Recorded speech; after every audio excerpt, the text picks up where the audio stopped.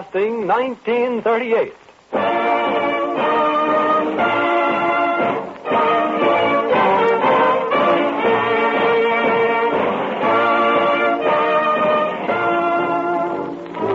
What will happen in 1938? What's to become of China? Of Spain? Who will be this year's most popular new movie star? What about hats? Skirts? Will the League of Nations dissolve? Who'll win the 1938 World Series? What will be new in music, in drama, in radio? Will the cost of living go up? Will we have more taxes? Less income? Where will we be this time next year?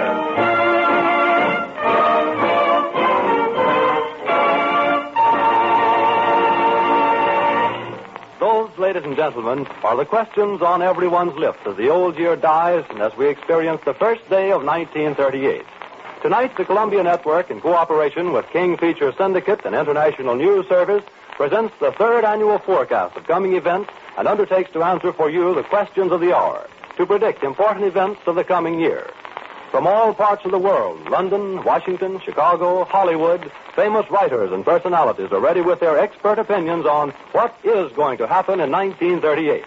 And to guide you on this coast-to-coast forecast, here is Columbia's ace special events man, Bob Trout. Good evening, ladies and gentlemen, and a very happy new year. You've just heard questions for which predictions will be given during the next 45 minutes. And now let's glance briefly at our predictions made at this time last year on our forecast of 1937. Japan will crowd the headlines. The New York Yankees will win the World Series.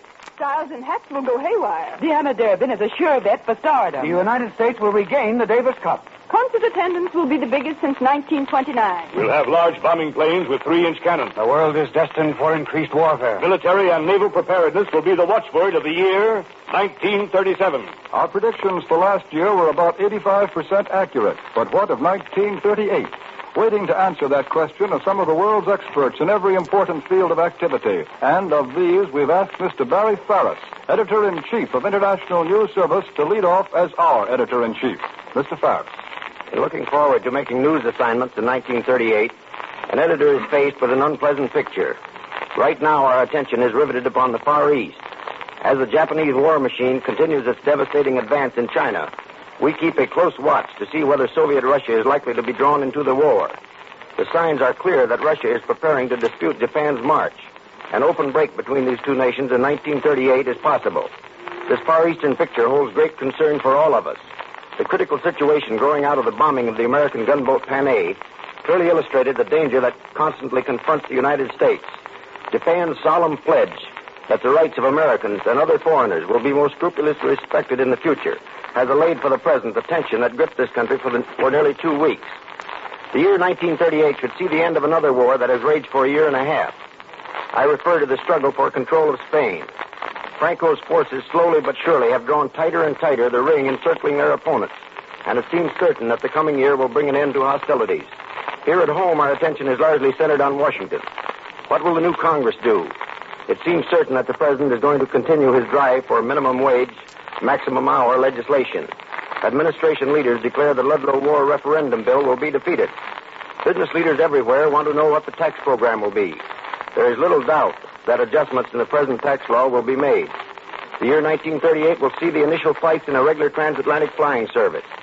Mails may be carried on a regular transatlantic schedule before the year is over, although regular passenger service may not come for another year. Far-reaching advances will be made in developing faster and more formidable fighting aircraft for the United States Army and Navy. New planes that have been developed in recent months and tested secretly have been flown at incredible speeds. But enough from me. I think you should hear from our reporters who cover the news beats of the world. Hillman and Knickerbocker at London, Holmes at Washington, Dave Walsh, the Sports Authority, and many others. They're all ready to speak to you. And we're all ready to hear from them, Barry Farris. All right, Bob, let's hop on the airwaves. Very good, Mr. Editor.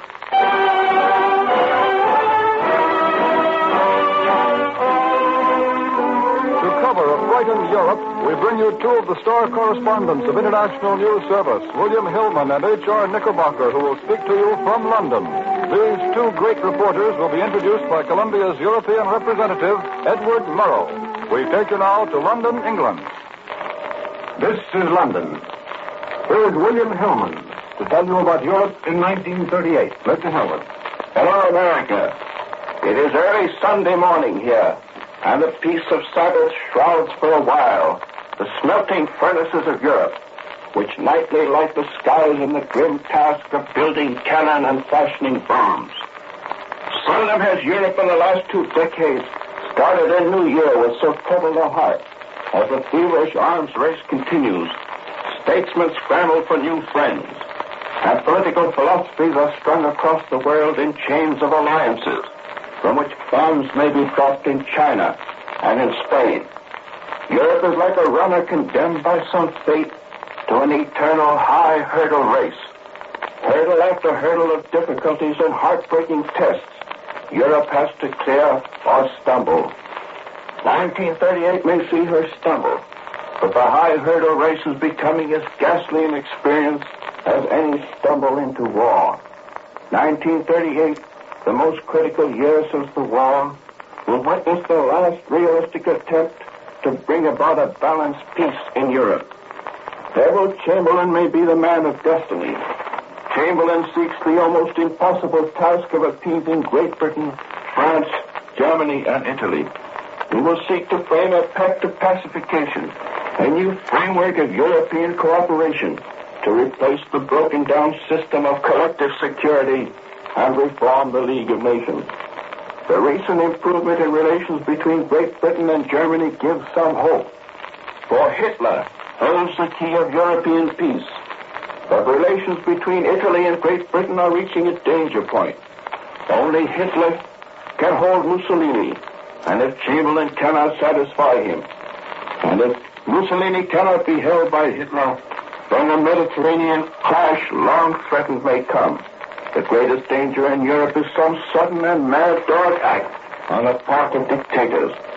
While Britain seeks peace, she grimly rearms on land and sea and in the air, and feverishly cultivates new friendships, entrenching herself against the threatened assaults of the have-nots in the process of acquiring, as modern history should be described. So far, the preponderance of strength in Europe remains with the haves, or democratic powers. But a sort of diplomania has seized Europe, as axis is balanced against axis. In her search for allies, Great Britain has turned to the United States. Closer relations than ever existing since the World War now exist between London and Washington. A new diplomatic terminology, which you should add to your diplomatic vocabulary, has been invented to describe this relationship. It is no longer cooperation or joint action. It is parallel action. Parallel action.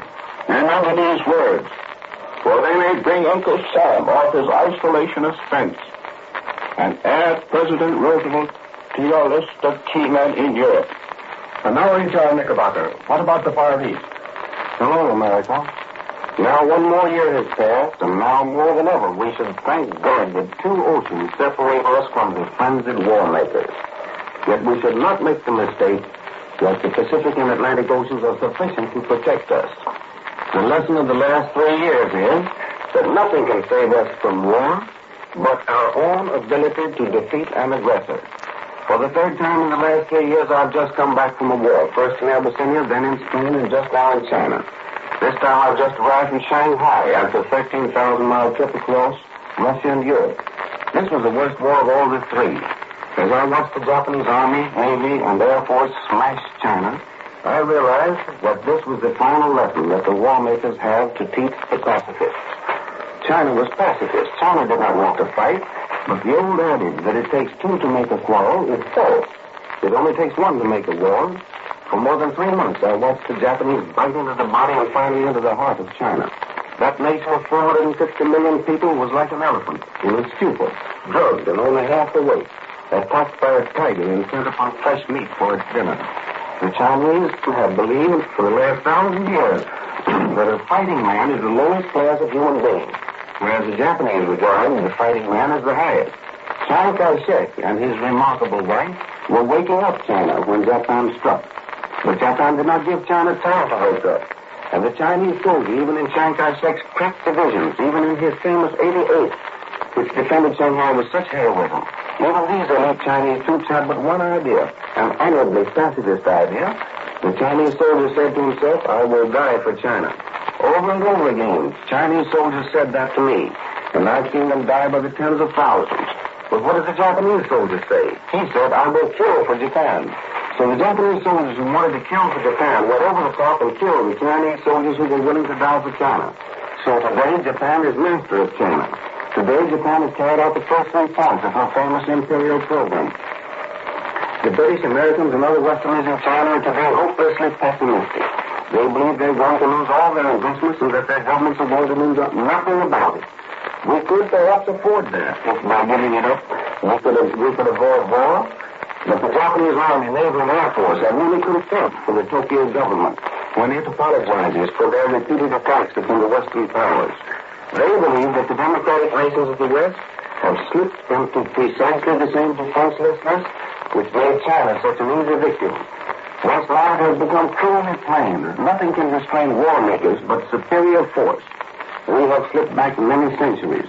We are back at the period when only force counts. We want, above all things, to keep our peace. The lesson the Far East brings to us this New Year's is that to keep our peace, we must build sufficient armed power to restrain any possible aggressor from laying hands upon us. Thank you, Mr. Hillman and Mr. Knickerbocker. We return you now to America. There's our first interview, Mr. Editor, and ladies and gentlemen, H.R. Knickerbocker, famous roving reporter, William Hillman, chief of the INS European Bureau, and Edward Murrow, Columbia's European representative, speaking to you from London.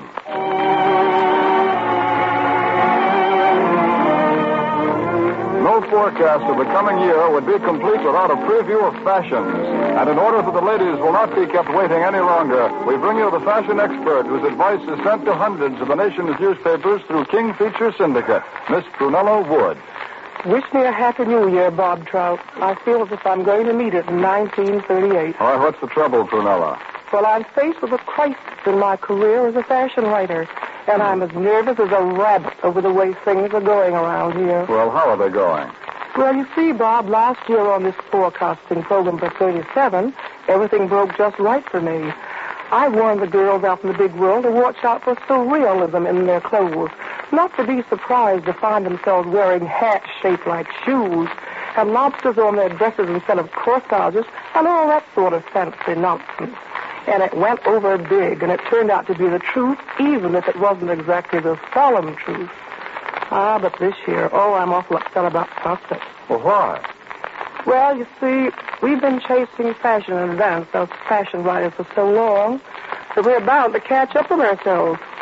It looks to me as if we're going to wear furs in January this year and chiffon in summer, and you can't make a dazzling career out of common sense and fashions, Bob. Now you take Sonia Haney, wearing a tulle ballet skirt as she skips over the ice. Well, now a fashion writer has something there. Or take one of our Hollywood beauties leaning against a palm tree, bathed in California's famous sunshine, and sweltering in wool slacks and a mink coat. I can go to town on that. But when you put the flannels on Sonia and bundle her up for winter weather from the tip of her nose to the tip of her tootsie, what have you got? A sensible girl dressed sensibly for a little ice skating. And if this return to normal continues, I'm going to have one awful time being advanced in knowing about what's to be smart to be worn in 1938. Well, now, Prunella, couldn't you think up some novelties on your own? Well, I don't think it's going to be such a good year for novelties. There's already a rush on clothes of tropical South American design for women to wear down in our tropics, the South, this winter. That's not novel. It's only sensible. And then there's all this restraint in the matter of hairdos. Oh, they get so simple and simple.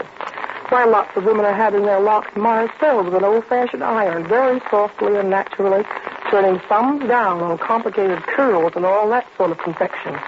It's enough to make you weep, Bob. I don't look forward to any promotions either, like gold eyelid shadowers, hats copied off the Chrysler Tower elevators and all, and glass hats, or in fact any hats that don't look just like hats to wear on the head. Bitter, I tell you, it's bitter, Bob. And shoes look more and more like something to wear on the feet. And the new handbags are just that, they're handbags. Why, a child could call any of them by the right name. Say, I want to tell you something. I actually know a woman who buys pajamas to sleep in because she prefers them to gowns. Is that going pretty far? For years, we've been wearing them entirely for traveling, and for dinner at home, and for walking the dog, and for beach lounging, and anything but sleeping. Yeah, I'm sort of scared, Bob, really. Well, now, I hate to see you so worried, Prunella. Well, what can I do, after all? I wish you wished me a Happy New Year again, Bob. I just want to need it before this year was over, I know. Well, Happy New Year, Prunella. Well, that's mighty white of your partner, and Happy New Year to you, too. A Happy New Year, and let the mink coats fall where they may.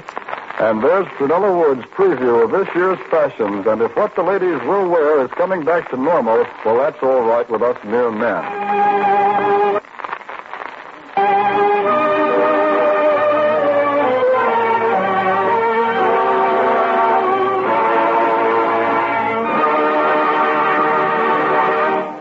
Now we gaze into the skies and search for the future of aviation. Captain Eddie Rickenbacker, General Manager of Eastern Airlines, has sent us this message. The generous acceptance of air transport during 1937 augurs well for the year 1938. More miles will be flown, more passengers, airmail, and express carried. Cruising speeds will exceed 200 miles per hour, and planes will continue to grow larger with ever-increasing comfort and convenience. The bridging of the Atlantic by commercial transport planes in from 20 to 24 hours will become a reality.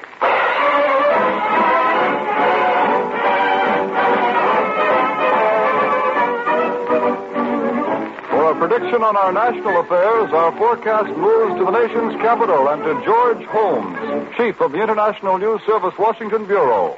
Ladies and gentlemen, we take you now to Washington, D.C. Washington looks to 1938 with a feeling that probably could best be described as hopeful expectancy. There are no tears being shed here over the passing of 1937. It was a year of uncertainty, of turmoil, of business recession, of international anxiety, of hopes unfulfilled, both at home and abroad. And so Washington embraces 1938 with the feeling that whatever the cards hold, or however they fall, there is bound to be improvement. Congress returns to the Washington scene next Monday for an indefinite run. It is a Congress filled with sectional jealousies and split into snarling factions, and incidentally facing re-election in primaries and elections this year. It is the same Congress that gave a convincing demonstration of its inability to legislate for 9 out of the 12 months of 1937. A curious institution, this 75th Congress, which came into office on the crest of the greatest political landslide this country ever saw. No party ever had such complete domination of any Congress as the Democrats have had over this one. No president ever had such party control of a legislative body. Yet no Congress has ever gotten so completely out of hand, and no Congress has ever been more rebellious. It is in that mood that Congress reassembles on Monday to hear President Roosevelt's annual message on the state of the nation. No message since the dark days of 1933 has been more eagerly awaited. Congress is looking to it to furnish a guideline, a direction marker for 1938. Business is in a slump. The budget is still unbalanced. Unemployment is still the great national headache. The world is filled with war and war's alarms. In such circumstances, it is not surprising that Washington looks to 1938 hopefully, expectantly, but also with some misgivings. There are many ifs as Washington attempts a preview of 1938. If business improves, the budget probably will be balanced. If business improves, the unemployment and relief situation won't be such a headache. If the Japanese refrain from sinking any more of our war vessels, there won't be any international complications. Hopes are high, but doubts are many. In 1938, the New Deal faces a new test at the polls. The entire membership of the House of Representatives come up for renomination in the primaries and re-election in November. A third of the 96 senators face similar tests. Thus far, the New Deal has been uniformly successful. In 32, again in 34, and still again in 36, when it won its greatest triumph. It would be expecting too much that this run of political luck should continue through 1938. The Republicans are at rock bottom. The Democrats are at tops. Inasmuch as in American politics there must be movement in some direction, the outlook is for some degree of Republican recovery. The Democrats can't go any higher, nor the Republicans any lower. 1938 is campaign year in which many things can and probably will happen. And Washington views it hopefully, but as I said, with some misgivings. In any event, it will be a turbulent and an interesting year. Take it away, Bob George. Mr. George Holmes has covered our Washington assignment from the nation's capital. As the old year ends, the subject of business is on everyone's lips, and we've asked Mr. B.C. Forbes, widely read financial writer and editor of Forbes magazine, to give us his forecast. Says Mr. Forbes. 1938 should improve with age. It starts off a sick child, but given reasonable cooperation between Washington and industry, improvement should develop by mid-year. And there is no material reason why 1938 should not end stalwartly robust.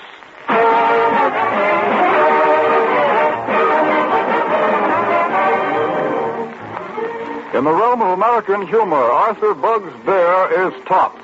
In his daily newspaper column, Bugs delights millions of readers with his highly seasoned quips on the news of the day. And tonight, Mr. Bear forsakes the typewriter for the microphone, and here he is. You know, Bugs, after mature deliberation and thinking it over very carefully, I wish you a happy new year, if it's not too late. Well, Bob, on sober second thought, the same to you. What do you think of 1938 so far? Well, we're starting it rather early, but the future always does look good until it gets here. You know, January is a good month to be optimistic. It is, huh? Oh, yeah. Even the Brooklyn baseball fans think they have a chance in January. But I'm glad to say one thing about this year. What's that? I balanced my budget. You did? Yes, sir. Well, how'd you do it, Bugs? Well, Bob, I'll tell you, I'm no financial genius or anything like that, but, you know, for the last 6 years, I've been keeping my books in red ink. Yeah. Well, last night I was keeping my books in red ink. Suddenly everything turned black. Well, that's one way to do it. That's one way to do it. It certainly is. But, of course, I know 1938 is going to be a very good year. It's got to be. Why? In the first place, a man has to earn twice as much as he's worth in order to live half as well as he's accustomed to. You know that. Yes. But stranger things than that have happened. They just recognize a spy by his passport picture. Uh-huh. Can you imagine that? Well, not quite. That almost makes you believe in reincarnation, doesn't it? Reincarnation? Yeah, you've got me. It's a good idea, isn't it? I think it is. I think I'll come back as a worm during Apple Week. That'll be all right. Well, listen, Bugs, you think then... So you think... Oh, sure, I certainly do. I think America's the wealthiest nation on the premises, Bob. You do? We're going to be all right. We can't miss. No. We're like Jonah kicking the whale from the inside. We got to hit something every time we kick. Yeah. I believe in the future of our 48 states and 6 delicious flavors. Well, let's have some questions now, All right. Will any foreign princes marry American heiresses? Will any foreign princes marry American heiresses, Bob? Yeah. You know that this is no spot for commercial announcements. Oh, come on now. How about the chances of war for 1938? Oh, they're fine. How about your folks? Well, what about television, Bugs? Well, Bob, that's all right for some people, but it's very bad for you and for me. It's very bad for anybody else with a lemon Maltese expression. Well, now, what's lemon Maltese expressions got to do with television, Bugs Bear? One's sour and the other one's a cat. That's right, sourpuss. Yeah. Well, tell me, what do you think of the new golf rule limiting each golfer to 14 clubs? 14 clubs? Uh-huh. That's all right if it's a short hole. Now, look, Bugs Bear, we're not getting anywhere. How about fighting? No thanks. No thanks. No thanks for me. Well, I mean, who do you think will be the next heavyweight champion of the world? Well, I thought I was last night. I'll retire without the championship. Well, where did you celebrate last evening? Well, we don't know. The newsreels men haven't developed the pictures yet. Well, Bugs, you think we're going to look 1938 then, do you? Well, I think we will have to get used to it. Uh-huh. Well, thanks for the information, if that's what it was. It's nice to have met an optimist. You know, it must be great to be a philosopher. How'd you get that way, Bud? I'll tell you, Bob, I was born crazy and had a relapse. Oh. Goodbye, Bear. Well, goodbye, Trout. I guess those names will be safe until the game season's open. And ladies and gentlemen, that was the inimitable Arthur Bugs Bear in person.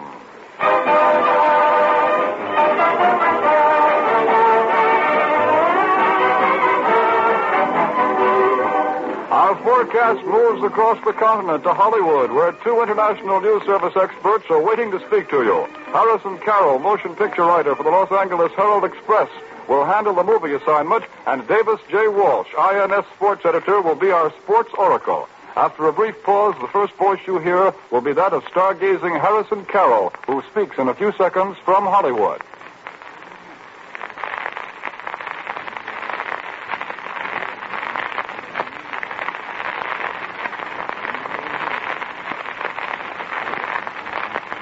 Plans change overnight in Hollywood, and prophecies fall by the wayside. But it's safe to predict that 1938 will be the biggest year in the history of the motion picture industry. Perhaps the most notable advance will be the number of full-length color films. In 1937, there were 6, including Walt Disney's beautiful fairy tale, Snow White and the Seven Dwarfs. But in 1938, the studios will give you 19 color films.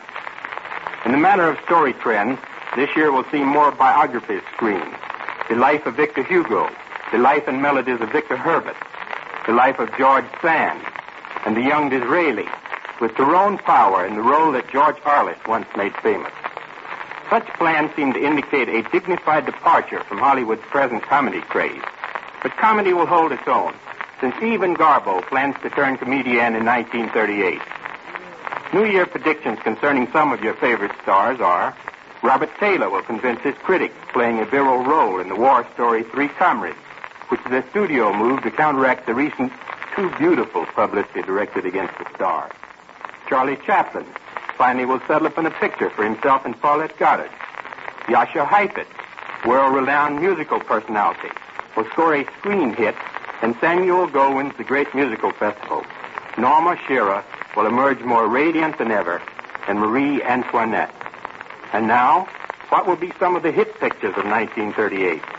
With my chin out, I offer these predictions, naming as time allows: Hollywood Hotel, In Old Chicago, Mannequin, The Goldwyn Follies, Bringing Up Baby, Mad About Music, Bluebeard's Eighth Wife, and, believe it or not, the long-awaited Gone with the Wind, which will go into production in the late spring. There is in Hollywood an eternal quest for new stars. This year, many young players have proved themselves unusual performers. Then, too, Hollywood has called on Europe for glamour and talent. Look for some of these names among your 1938 favorites: Joan Fontaine, Francisca Gall, Betty Grable, Olympe Bradna, Rosemary and Priscilla Lane, Lana Turner, Connie Kelly, Marjorie Weaver, Dick Baldwin, Ilona Massey, Gloria Dixon, Annabella, Andrea Lee, and of course John Hall, the Goldwyn Discovery and Hurricane.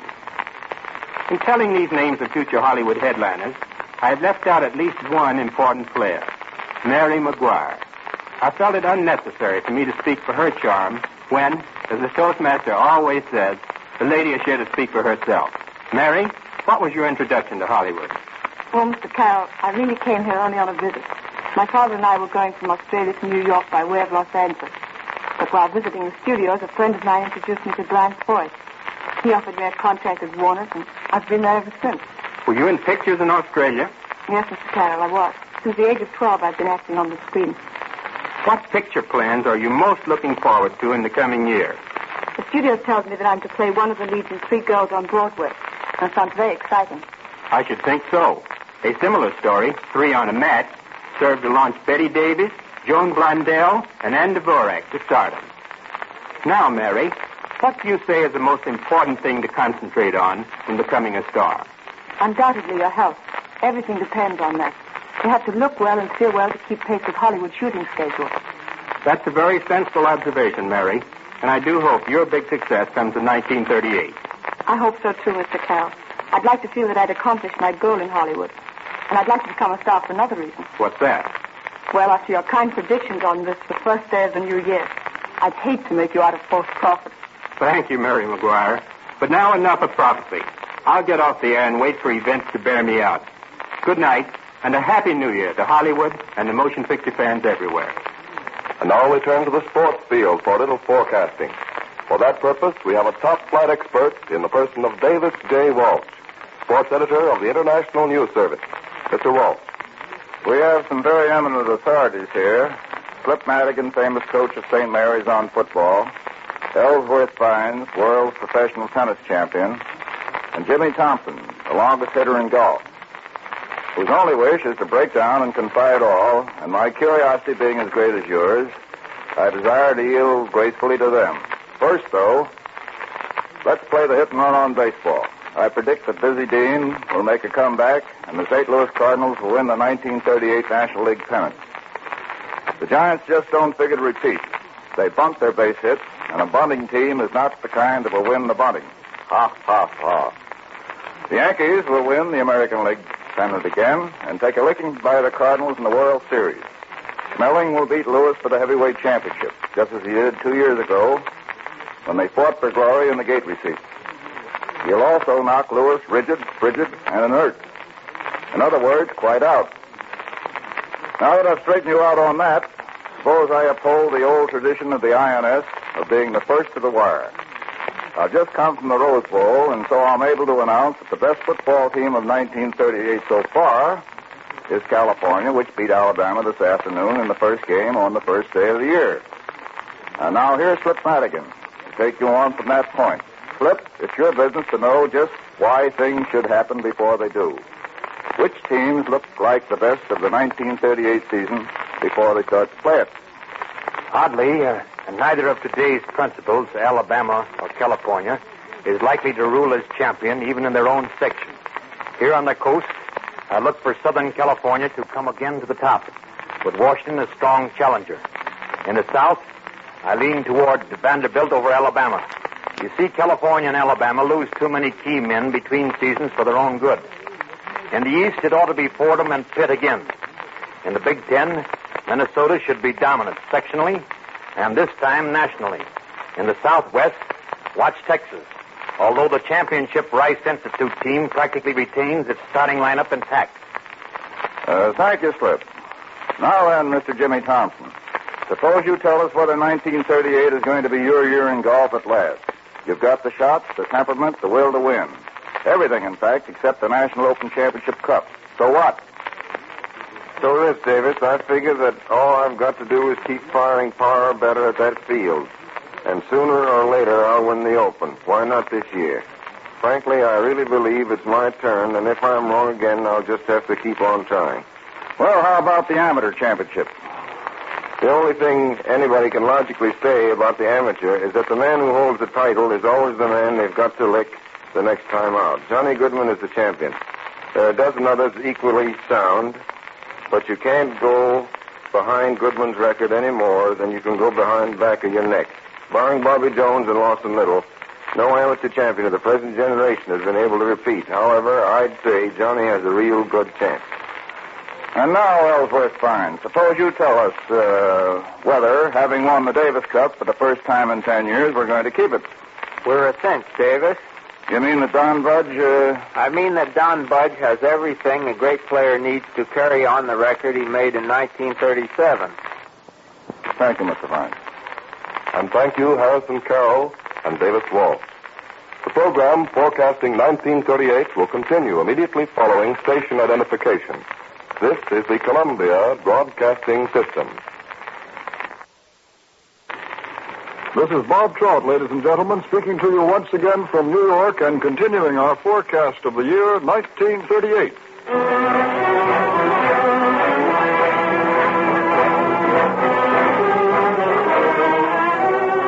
Our forecast of coming events turns to South America and to Columbia's commentator, Alberto Zalamea, who is heard regularly over Columbia's shortwave station, W2XE, commenting on American subjects for Latin America. Tonight, Mr. Zalamea steps into a new role and comments on Latin America for the United States. Here is Mr. Zalamea. The question that looms largest in the countries of south of the Rio Grande is the same as in the United States, namely, how long will the business recession continue, and how severe is it going to be? If it is going to become more severe, serious economic and political repercussions are sure to be felt. Already, the drop in prices of certain staple commodities in the United States is seriously affecting the economic setups of Brazil, Chile, Colombia, Mexico, Venezuela, and some of the Central American republics. And this, in turn, reflects back on business in the United States because it reduces the purchasing power of the Latin Americans and has already forced the governments of some countries, like the Republic of Colombia, to adopt rigid measures for the control of imports in order to conserve their supply of foreign exchange. And yet, the broader outlook for Latin America must be highly optimistic. Industrial development is going apace in most of the larger countries. In the ABC republics, Argentina, Brazil, and Chile, thousands of highly skilled technicians who have fled the political persecutions of the old world are ready to convert the abundance of raw materials available in those countries into manufactured goods, and new industries are springing all over the place. Apart from the economic aspects, Latin America is keeping up with the other continents artistically and in sports. Citizens of the United States saw eloquent examples of this during 1937. Miss Bidu Sayao, the Brazilian soprano, was one of the finds of the Metropolitan Opera season in her role of Manon. And Chile's international tennis star, Miss Anita Lizaña, put Latin America's name on the sports map by winning the United States National Women's Championship at Forest Hills. Latin America will continue to be an important factor in the world's history during 1938. You have heard a prediction for South America from Alberto Zolomea. And now we consider the world of music through the words of Deems Taylor, noted composer and Columbia's musical consultant and commentator for the broadcasts of the Philharmonic Orchestra. Mr. Taylor predicts. Our musical activities are about to go through a year during which they will mark time, going neither forward nor backward very far. The one field of music that will expand, I believe, is radio music. Serious programs have brought impressive returns to commercial broadcasters, which means more and better commercial programs. Radio will continue to be the greatest single medium for the advancement of the cause of music that this country has ever known.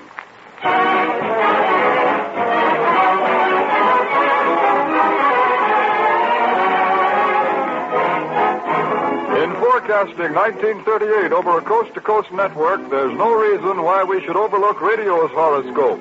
Mr. J.E., otherwise known as Dinty Doyle, radio editor of the New York Journal and American, will gaze into our crystal. Dinty, you're on the air.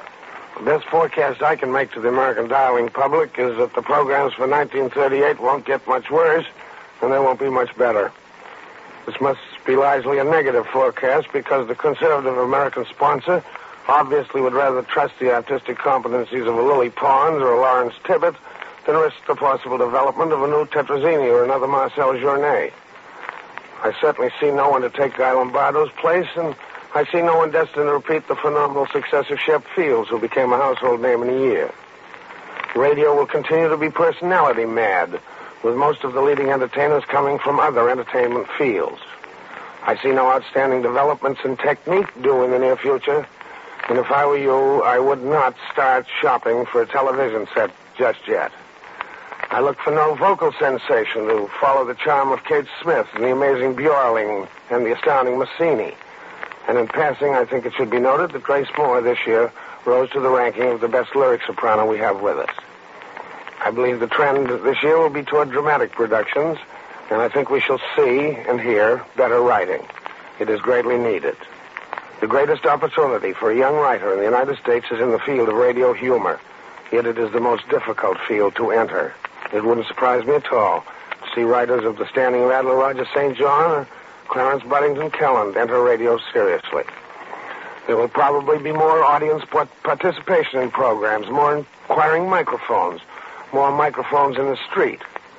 And toward the end of 1938, it might be a smart gesture from a good friend, Mr. Ripley, to unveil the oddity of oddities, the man, believe it or not, who has never been on the air.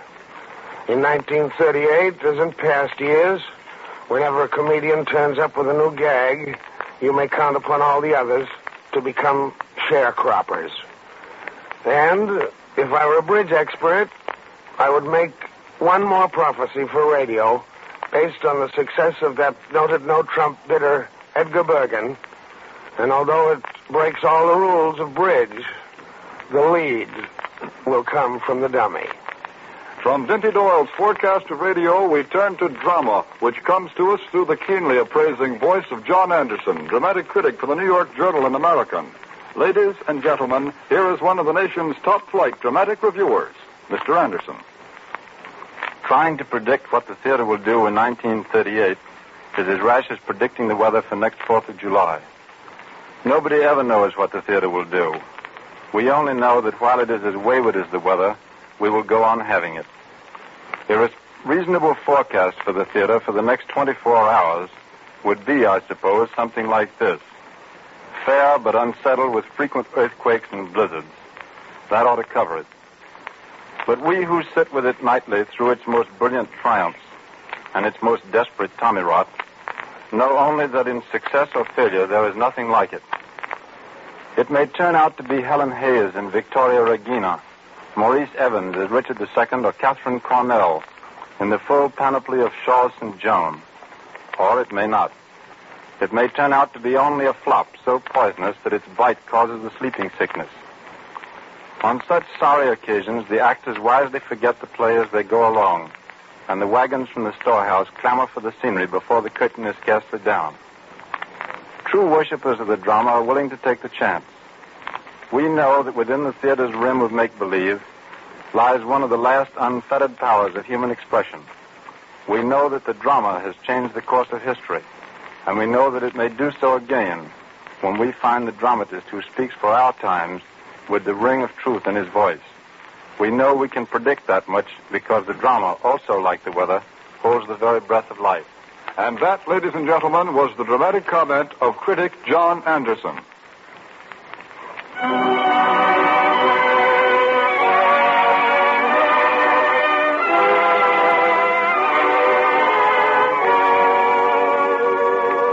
And now we bring you one more expert who will sum up the forecasts we've heard during the past 40 minutes. Ladies and gentlemen, here is Columbia's news commentator and keen student of the world's affairs, Mr. H.V. Kaltenborn.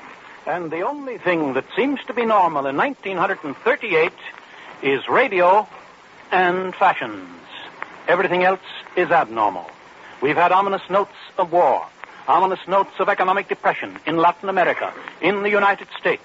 And let us not forget that the notes of war follow the notes of economic depression. They are closely related.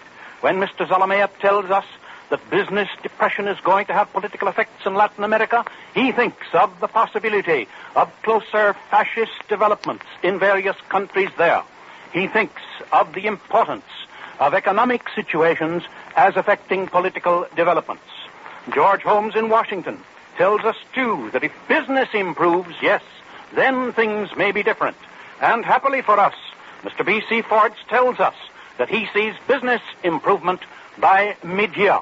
From abroad, we hear from Knickerbocker about the advance of Japan in China. And he, too, warns us that armed power today is the only answer to those who have unleashed the mad dogs of war. Armed power, yes, but let us not forget economic power. Let us not forget also the possibility of that new phrase which was introduced to us tonight, parallel action by Britain and the United States. Parallel action. That recalls that the possibility of collective security has not yet passed, and those individual nations that unleash the dogs of war may find that nations that believe in peace, nations that love democracy, nations that are determined to defend their interests, may be able to do that, not alone by armed force, but by uniting their economic power, which today is in the hands of the democratic nations, the nations that believe in peace. And so, I still believe that there is a chance for peace and for democracy in 1938.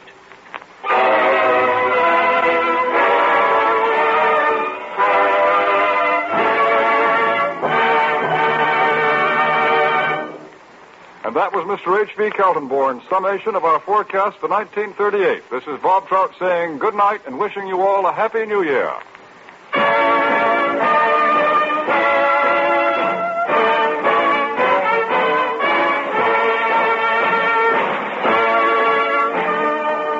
Ladies and gentlemen, you've been listening to Forecasting 1938. The orchestra was under the direction of Freddie Rich, and the program has been produced by Earl McGill in cooperation with the radio department of King Feature Syndicate. This is the Columbia Broadcasting System.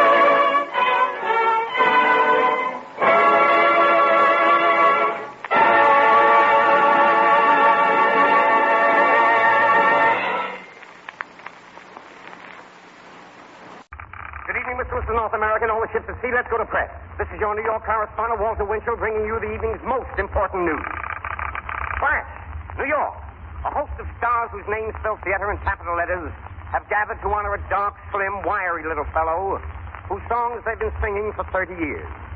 Friends and associates from coast to coast, New York, Chicago, Hollywood, join in a tribute to Irving Berlin's inspiration. And Irving, just to get things started, this is a word of admiration and affection from Mrs. Winchell's little boy, Walter. For lovely melodies, for simple, honest sentiments, for words and music that have become a permanent part of the American scene, for a gentle, gracious personality, and for the privilege of having known you and offered to you Irving Berlin.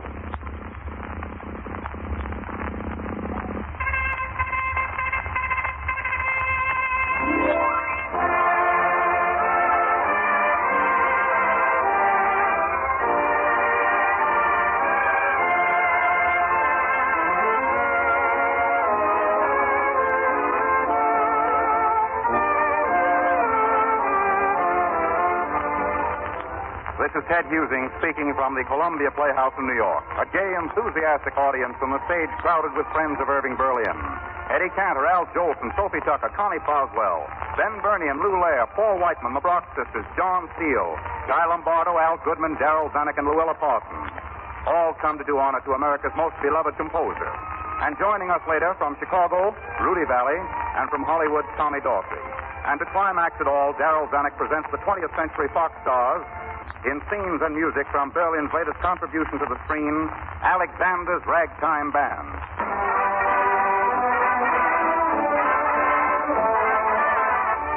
To start us off, Al Goodman and Ethel Merman, Turn On That Heat.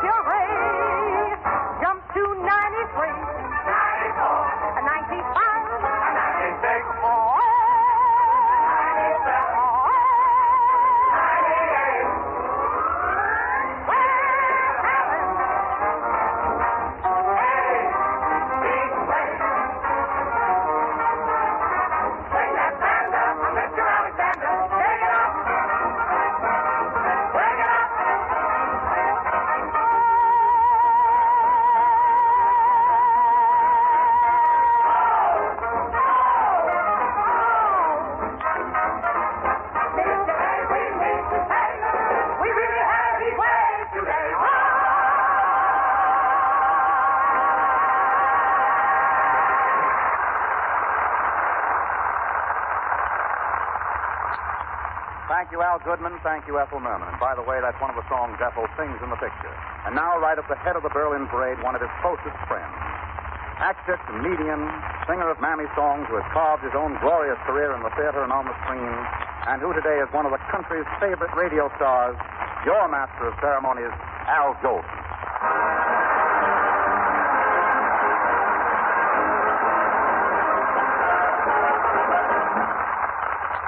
Thank you, Theodore. And you know, for washing off burnt cork, there's nothing in the world like... Ah, don't tell me. You said it, Lifebuoy soap. For all clowning aside, ladies and gentlemen, I can't tell you how happy I am to be here tonight. After all, I'm only an actor, a comedian, and a singer of Mammy songs. What can I say about a man who writes things like, when the midnight choo-choo leaves for Alabama, I'll be right there, I've got my fare. Somebody's coming to my house. Somebody's coming to say. You've got to applaud. What words, what music for such a little fellow. I don't know, honestly. I don't know where it all comes from. 30 years now, the whole world has danced to his tunes. He's written more hit songs than any other living composer. But of all the nice things that have been said about him, the finest tribute was paid to him by another great composer, Jerry Kern, who said, Irving Berlin has no place in American music. He is American music. Ladies and gentlemen, the fellow who really leads the parade, Irving Berlin.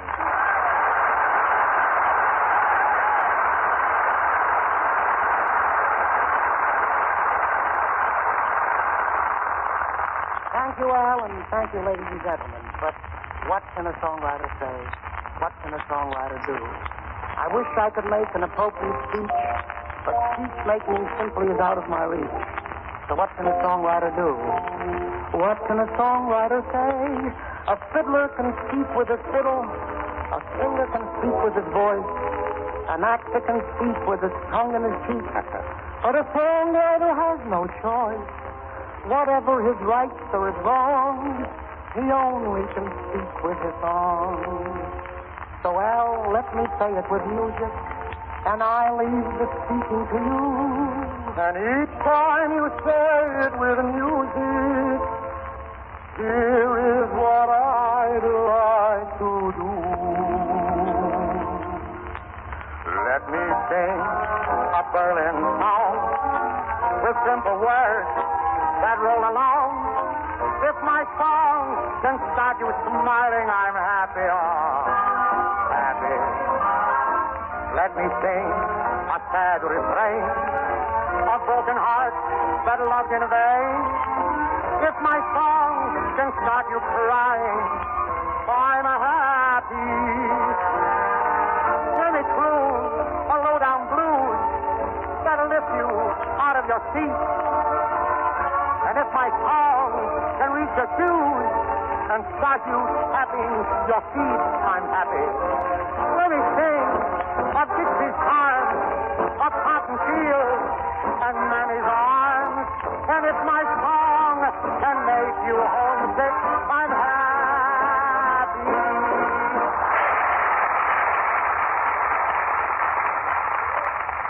Irving wrote that little song for me many years ago. And as long as we're going back that far, I'm reminded of a little story. Along about 1909, the old Hammerstein Theater was headlining the world's most famous juggling act, Bedini and Offa. For comedy relief, they had a little banjo-eyed kid with them who used to imitate Bedini juggling and usually broke a whole stack of plates doing it. But the little 2x4 wasn't satisfied with breaking plates. He wanted to break the monotony by singing.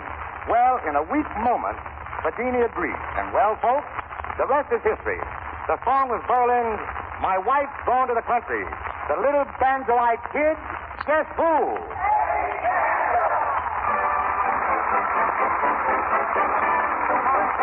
My wife's gone to the country. Hooray, hooray. She thought it's just I need a rest. That's why she went away. Oh, she took the children with her. Hooray, hooray. I don't care what becomes of me. My wife's gone away.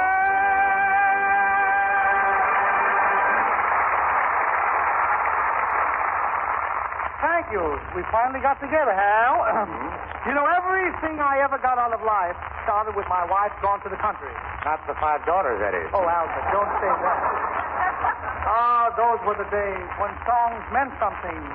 After the ball is over, after the break of day. Now what do you get? This is Berlin show. Let's put Flutie with the Floyd. You know, My Wife's Gone to the Country was written in a period when women danced with partners, not with fans and bubbles.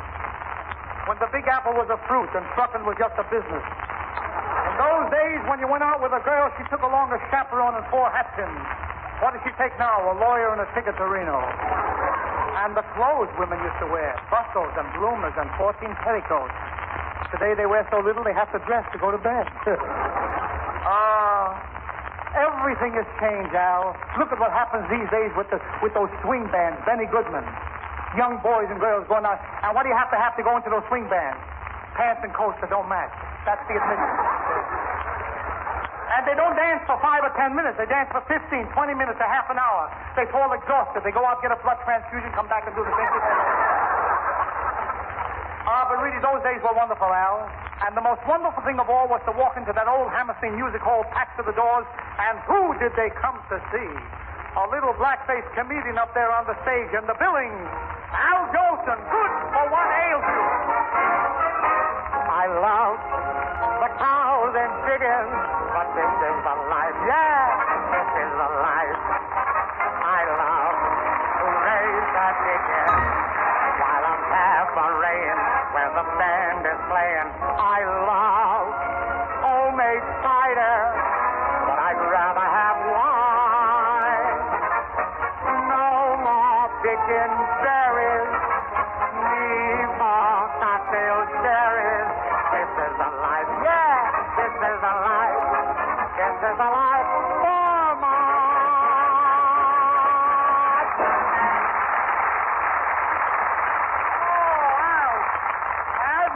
One thing, the way Berlin writes his songs, anyone can sing them. Oh, I don't know about that.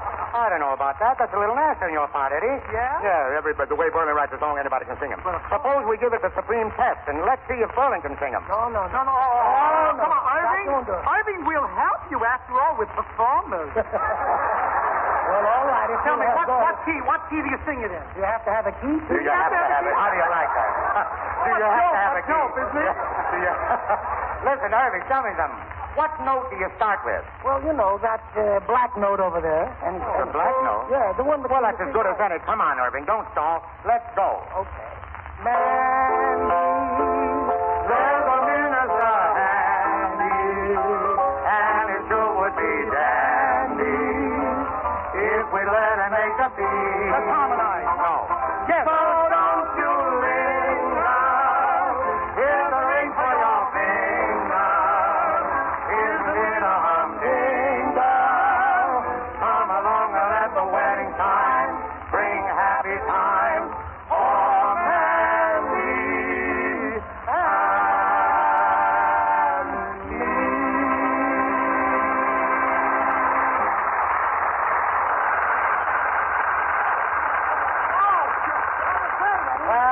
Oh, you were marvelous, Al. Yes, you were good, too. You were good, too. Whose Yes. lines are you doing? You were good. You were good, Eddie. Yes, And you were good, too. Just a minute. As I live and breathe, folks, it's Sophie Tucker. Sophie!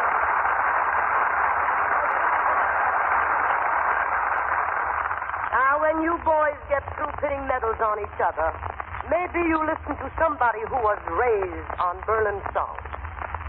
You think you're going away back? Now, if you promise not to try to figure out how old I am, I'll tell you about the time when Irving Berlin was a singing waiter down in Chinatown. He used to write all of the songs on his cup.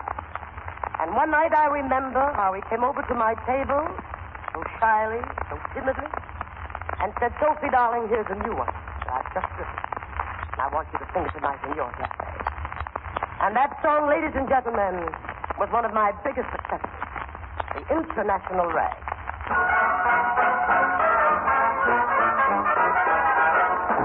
London dropped its dignity. Yeah. So has France and Germany. Yeah. All hands are dancing to a raggedy melody full of originality. Sing it, Soap. The folks who live in sunny Spain dance to a strain they call the Spanish tango. Dukes and lords, the Russian czars, men who own their motor cars, throw up their shoulders to that raggedy melody full of originality. Italian opera singers have learned to snap their fingers. The world goes round to the sound of the international. The international ride.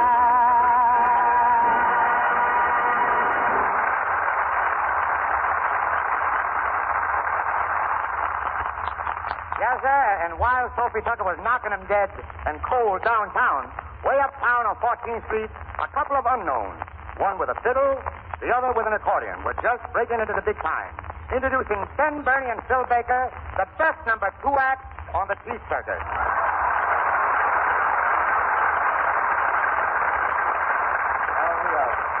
Greetings, my friends. This is Ben Burney, the old maestro, paying his respects to the little Napoleon of song, Irving Berlin. I'm rather sorry to disappoint you guys, but my partner, Phil Baker, isn't here tonight. He's over in Jersey somewhere rehearsing for Idiot's Delight. Dear, dear. I hope he's playing the part of Delight. But really, this threatens to be a great evening. They've already got rid of Winchell, I noticed. Don't let it be said that the old maestro is going to be letting you lads and lasses down. I got my fiddle here. Is there a musician in the house? Coming up, right? A musician. I asked for a musician.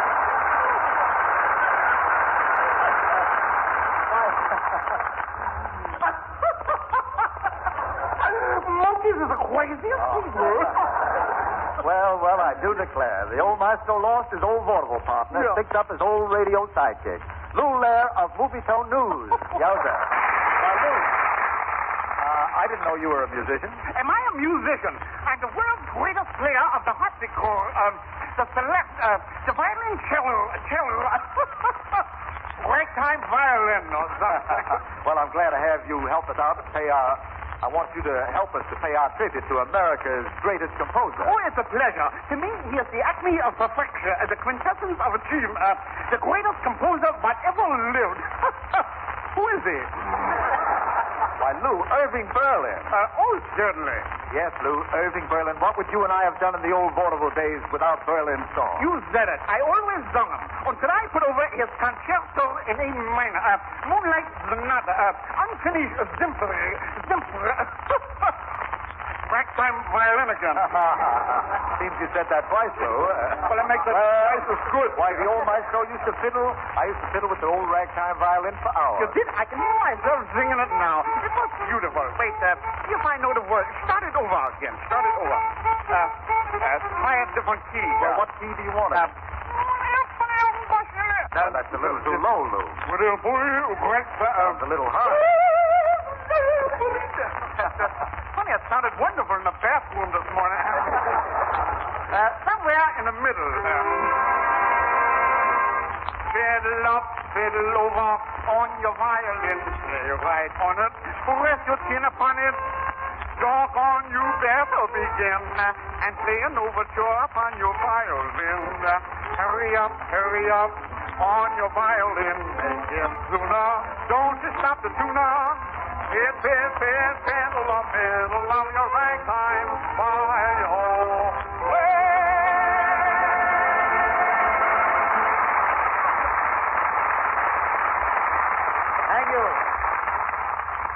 Thank you, Ben Burney and Lou Lair. Our next act, ladies and gentlemen, is from the stage of the Music Box Theater. I'm 1921, the first Music Box Review, and three little girls with syncopated rhythm are the hit of the show. Three little girls who later give up matinees for matrimony. Lorraine is now the wife of Henry Buzzi, the famous orchestra conductor. Patsy is married to a college professor upstate, and Bobby is Mrs. William Pearlberg, one of Hollywood's outstanding producers. Three little girls together again for the first time in 17 years, singing the same Berlin tune they sang in that Music Box Review. The one and only Three Brock Sisters. Take it away, kids.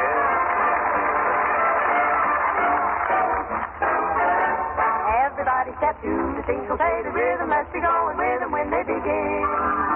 You'll be saying, yes, sir, the band is grand. He's the best professor in all the land. Listen to the pep that emerges from the middle of the jazzy fiddle under his chin. Oh, what music! The clarinetter could not be better in a train. I don't know just what it is, but it's great. They say it's ruin it. Look at them doing it. Don't hesitate. Everybody step if you want to see a drop when he comes trotting over the ground. Wait till you see my little sweetie and me. Stepping around. There's the instep and the doorstep. There's the 1, 2, 3 and the 4 step. My step and your step. Stepping off the step. Left step and the right step. There's the heavy step and the light step. There's the fatal step and the step father and the awful rep of the step mother. But the greatest step we know is the step full of pep and go. So everybody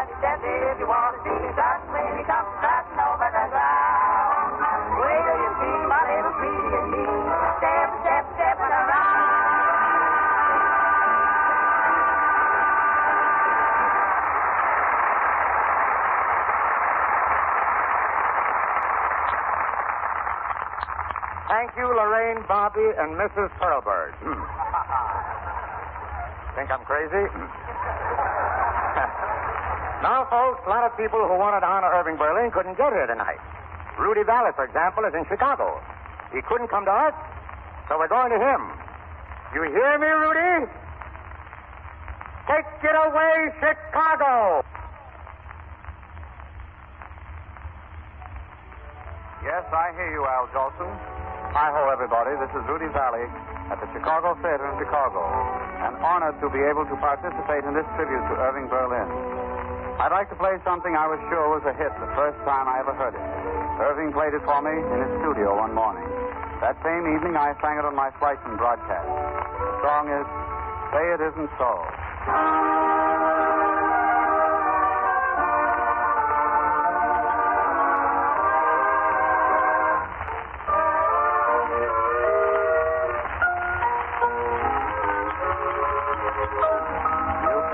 Stop people from talking, and they're talking, I hear.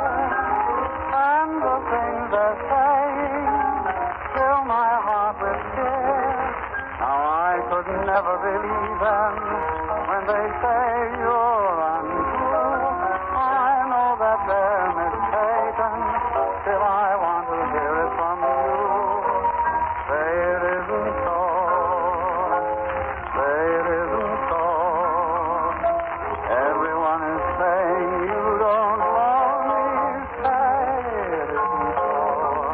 Everywhere I go, everyone I know seems tired of me. Say it isn't so. People say that you have found somebody new, and it won't be long before you leave me. Say it isn't true. Say that everything is still okay. That's all I want to know. And what they're saying, say it isn't so. One thing I've always liked about Irving Berlin's tunes, they're so very flexible. His music seems to have no limitations. Take Marie, for example. Marie was written 10 years ago as a beautiful waltz ballad.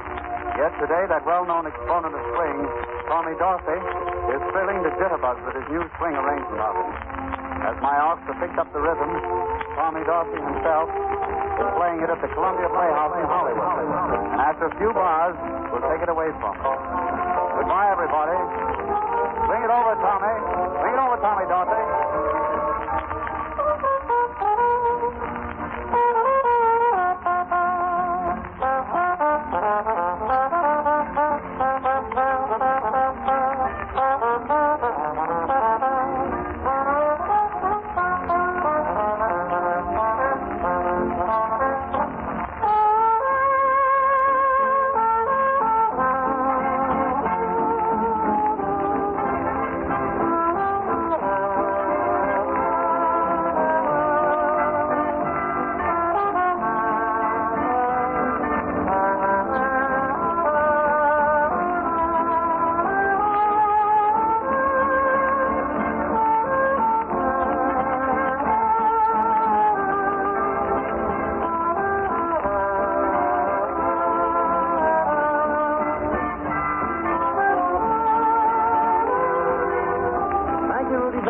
There's a Tommy Dorsey swinging out with little Marie way out here in Hollywood. The dawn is breaking, Marie. You soon be to find a hot sorry and still as you recall the moon in all its splendor. Your kiss, the very end of the world. Will you surrender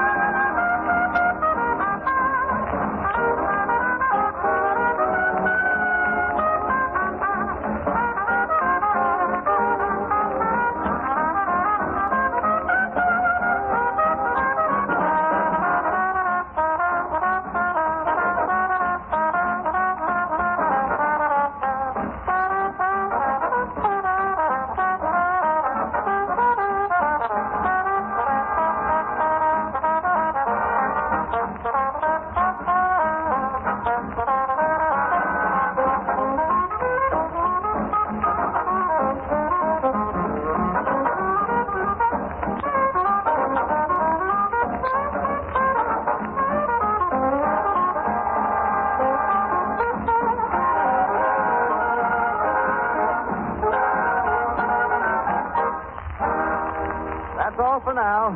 Be back later, Irving. Take it away, New York. Great country we're living in. Music in California. Applause in New York. Thank you, Tommy Dorsey, and all the boys in Hollywood. You know, folks, this coming and going is getting me dizzy. Or maybe it's the sight of Ethel Merman undulating up to the microphone, if you know what I mean. Swing. Yes, sir. This little lady's just full of it. And here's one of the new Berlin tunes she sings in the 20th Century Fox picture, Alexander's Ragtime Band. And it's a great picture, folks, believe me, even if I'm not in it. Why, what you got there, Ethel? My walking stick. My walking stick? Don't just hold it like that, honey. Swing it, swing it.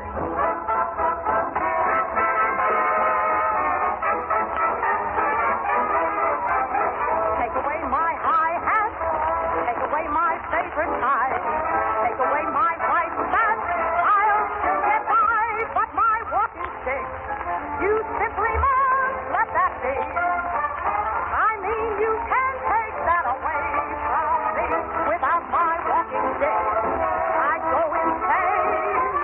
Can't look my best, I feel undressed without my name.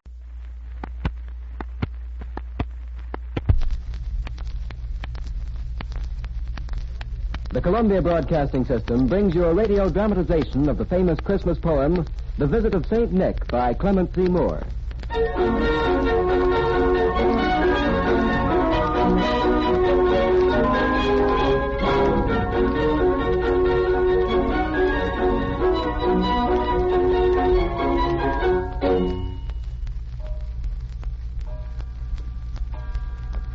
There now, Sally Ann.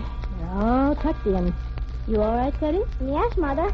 I'm too excited to sleep. Aren't you, Teddy? Yes. Where's Daddy, Mother? Oh, Daddy's very busy tonight, dear. Well, will he be busy long? Oh, why couldn't we stay up till he's through? No, Teddy. You want to be wide awake in the morning. So be good children now and cuddle down in your little bed. What did we dream about, Mother? Well, let's see. Let visions of sugar plums dance in your head. Oh, Mother, I just thought of something terrible. What? Suppose Santa didn't get my letter about the airplane. Oh, I imagine he got it, Teddy. Well, when will I know? First thing in the morning. You'll know then whether he's been here all right. Now go to sleep, both of you. Mother, would you do me a favor? Yes, I can, Sally. I think I could go to sleep quicker if you played the music box lullaby. Will you, Mother? All right, if you'll both shut your eyes tight. Good night, Sally Ann. Good night, Teddy. Good night. Start the music box. All right, just a minute.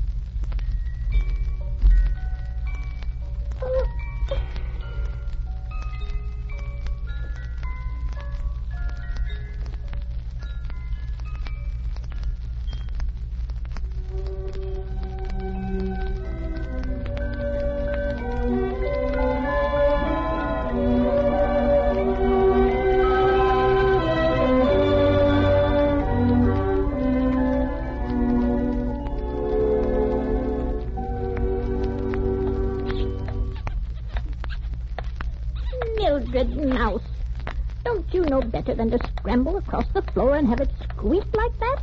You'll wake the children. Come back here this minute. But I want to see. Mildred, if you don't mind me, I'll spank you just as sure as my name is Mrs. Cordelia Mouse. But look at all the packages and things. Never mind that, Billy. You two children stay right here in the corner under the chair and be good little mice and mind your mother. Say, Mother, everything's awfully quiet around here tonight. Of course it's quiet, Billy Mouse. It has to be. Oh, look, Billy. There's some cookies and cakes on the table. Reach one up the table leg and nibble a bite or two. Mildred Mouse. Oh, well, you pull my whiskers. I meant to. Those cakes are still in the box. They aren't to be opened until tomorrow. Besides, it's a tin box, and you'd both ruin your teeth. Well, tomorrow night, can we have some of them? Yes, Billy. But right now, neither of you must stir. Why mustn't we, Mother? Don't you know what night this is? No. What night is it? Such children. Billy, suppose you ask Hickory Dock. Maybe he will tell you. Who ever heard of a mouse asking the clock anything? Silly child, I guess you don't remember your lesson very well. Why, the first thing you ever learned was Hickory Dock, the mouse ran up the clock. Oh, golly, I forgot about all that. Mother Mouse is right. Of course I'm right. And why would he do that? if not to ask Mr. Clock something. So go on, Billy. Ask him. Ask him what day this is. And why we must all keep quiet. All right. Give me a booster. Hey! Mr. Hickory Dickory, will you please tell us two mouse children what tonight is? And why we mustn't even move? 'Twas the night before Christmas when all through the house not a creature was stirring, not even a mouse. Oh, I see. But why are the stockings hanging up, please? The stockings were hung by the chimney with care in hopes that St. Nicholas soon would be there. Ooh. Now I guess you know, Billy. Come down quickly. Who is St. Nicholas, Mother Mouse? And where does he live? Oh, well, now, that's a long story. It's longer than your great-grandfather Rat's tail. I love long stories. Yes, tell us, Mother. Well, will you be very quiet and promise to stay right here in the corner and listen? Yes, Mother Mouse. Yes. All right. Sit up nice now. Shoulders back. That's it. Mildred, Mother? curl your tail around your feet neatly. Oh, well, that's better. Now, St. Nicholas lives way up in the land of ice and snow. What does he do? Not so loud, Mildred Mouse. You will wake those two children. What does he do? All the year long, he's busy making toys and presents for all the children. Just yourself alone? Billy, what English? And to think that you live under the stairs of one of the most cultured families in the town. I mean, all by himself? Well, that's better. No, he has a whole staff of helpers. And then there's Mrs. St. Nicholas, of course, who helps him. Why does he come to this house? Just as soon as they get the sleigh packed, I suppose. My goodness, I'll wager they're busy up there right now. Yes, I can just hear the hammers going, the people scurrying back and forth.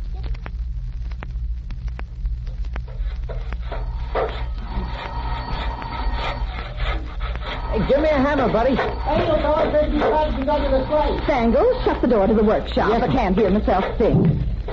Oh, Stangles, you hurry up and help me get these electric trains finished, will you? Yes, ma'am. Santa Claus! Yes, Mama. You'll have to answer that phone. All right. Hello? Hello, yes, Santa Claus headquarters. No, it isn't too late to take a few more orders. What is it, please? Yes, a little girl with brown hair and brown eyes in Denver. Yes. You want a doll? Yes. What kind of a doll? Oh, I see, with golden curls. Oh, my goodness. Wait a minute, please. Mama? Yes? Have we a little doll with golden curls? Well, I think so. Where are you, Curly Top? Here I am, Mrs. Santa. All right, we have one. Yes, it's all right. We have one. Now, is there anything else? Oh, a boy, 8 years old. Yes. He wants a fire engine. Well, now, just a minute. Stangles? Yes, sir? Have we any fire engines left? I'll see.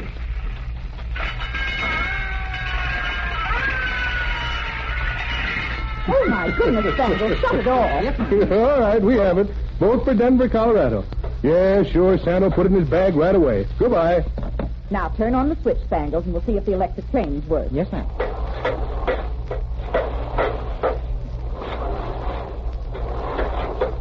Yes, they're all right.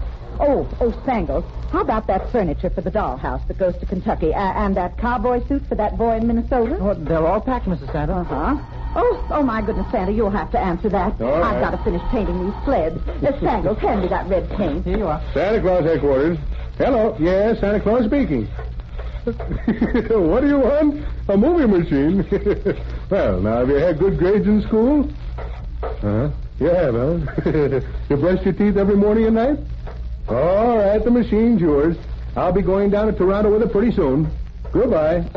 Who was that, Santa? A little boy down in Toronto, Canada. Oh, mercy. Well, then you better put the machine near the top of the pack. You'll get to Canada first. All right. Say, how about the hobby horse for that little Sally Ann girl? Is he ready, Spangles? Oh, yes, sir. Is he ready? He's been nosing in my pocket for sugar for an hour. Spunky, go on in there and get packed up now. Hurry up.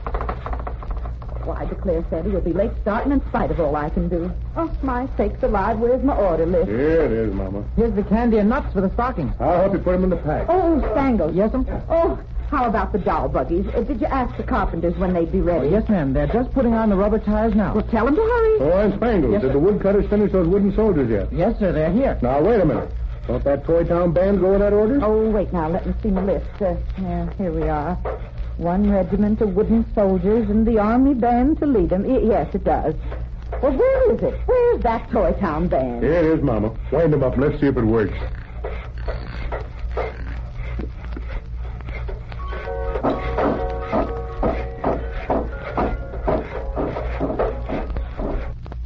Yes, it's all right. Now, how about the... My goodness, Spangles, get those soldiers back in here. Why, they nearly marched right out of the door while we weren't looking. Oh, get into the thank you, Vice. Hurry up now. Come on, get in there. Oh, here's the sweaters and robes, Mr. Santa. I'll put them in the pack, Spangles. Oh, carry the top. Yes, Mr. Santa. Better jump in there with those woolly robes so you'll be good and warm. Oh, no, wait a minute. How's your voice? Let's hear it. Oh, yes, for goodness sake. On the good ship, Lollipop, it's the grand trip to a candy shop. Oh, that's fun. Hey, Indigo. Oh, by the way, Mama, where's that airplane? So which one? Well, the one for Sally Ann's brother, Teddy. Oh, yes. Now, where is it? I saw it here just a minute ago. Maybe it's packed. No, it isn't. I have to paint the name on it. But... Well, do you hear that?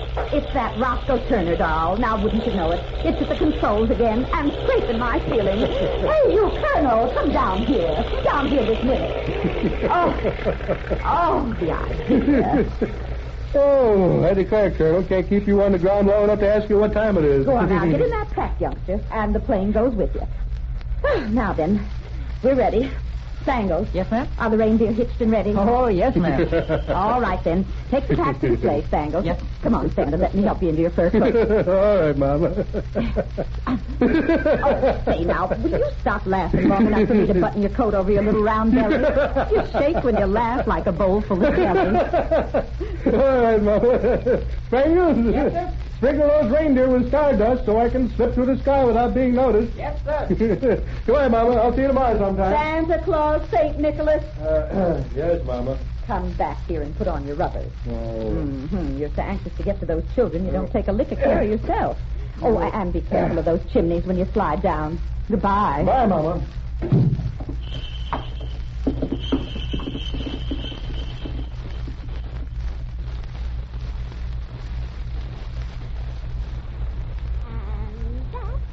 Dear little mouse children, is what happens in Santa Claus's house. Oh, my goodness, here we sat and talked, and it's 12 o'clock already. Gee whiz, Mother Mouse. He ought to be here any minute. What happened to them, Mother? Well, oh, listen. Listen. There he comes, there he comes. Hide way back there in the corner now, under the chair. And don't you make a sound. Teddy? What is it, Sally Ann? Out on the lawn, there's a terrible crowd out. Spring out of your bed and see what's the matter. Run to the window, quick as a flash. Tear open the shutters and throw up the sash. Sally Ann, look. Oh, look, Sally, dear. It's a miniature sleigh and 8 tiny reindeer and a little old driver, so lively and quick. Oh, I know, Sally Ann. That's our blessed St. Nick. Now Dasher, now Dancer, now Prancer and Vixen. On Comet, on Cupid, on Dunder and Blitzen. To the top of the porch, to the top of the wall. Now dash away, dash away, dash away all. It's right over the roof. He's coming down the chimney, Sally Ann. Listen. There he is. Hello, St. Nicholas. He's all dressed in fur from his head to his foot, and his clothes are all tarnished from ashes and soot.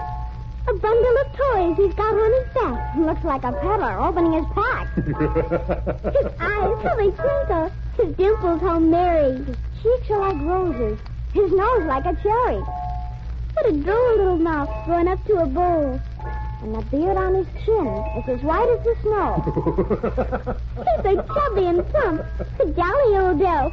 I laugh just to watch him, in spite of myself. He speaks not a word. He goes right to his work. He spills all the stuffing. Now he turns with a jerk.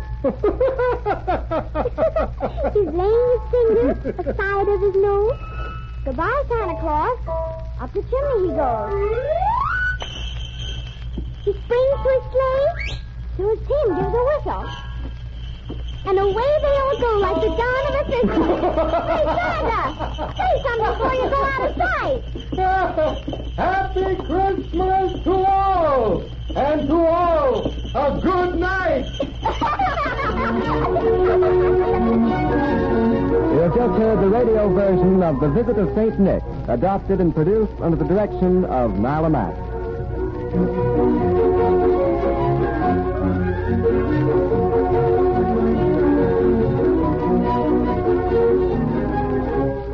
This is the Columbia Broadcasting System.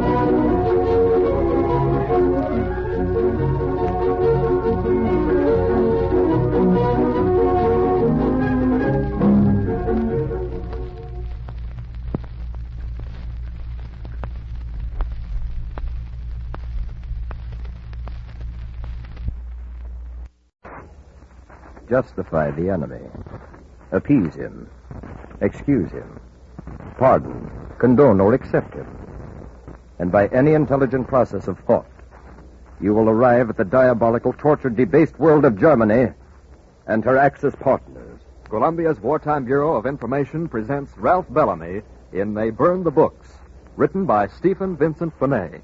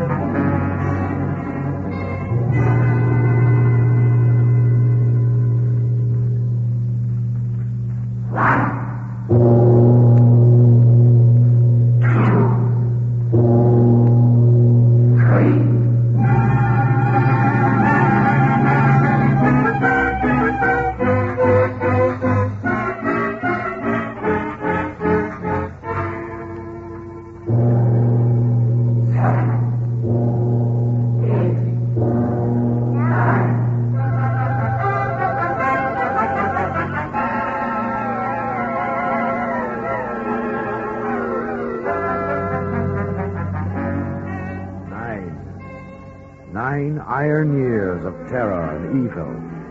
9 years since a fire was lighted in a public square in Berlin. 9 years since the burning of the books. Do you remember? Write it down in your calendars. May 10th, 1933. And write it down in red for the light of fire. These are people who worked by fire. The Reichstag went up in flames that February, and in March they got their majority and moved in.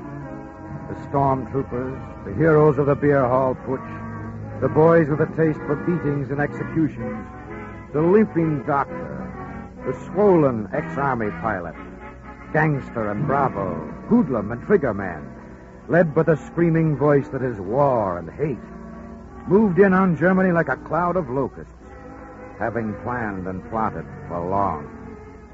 They strangled the German Republic and moved in.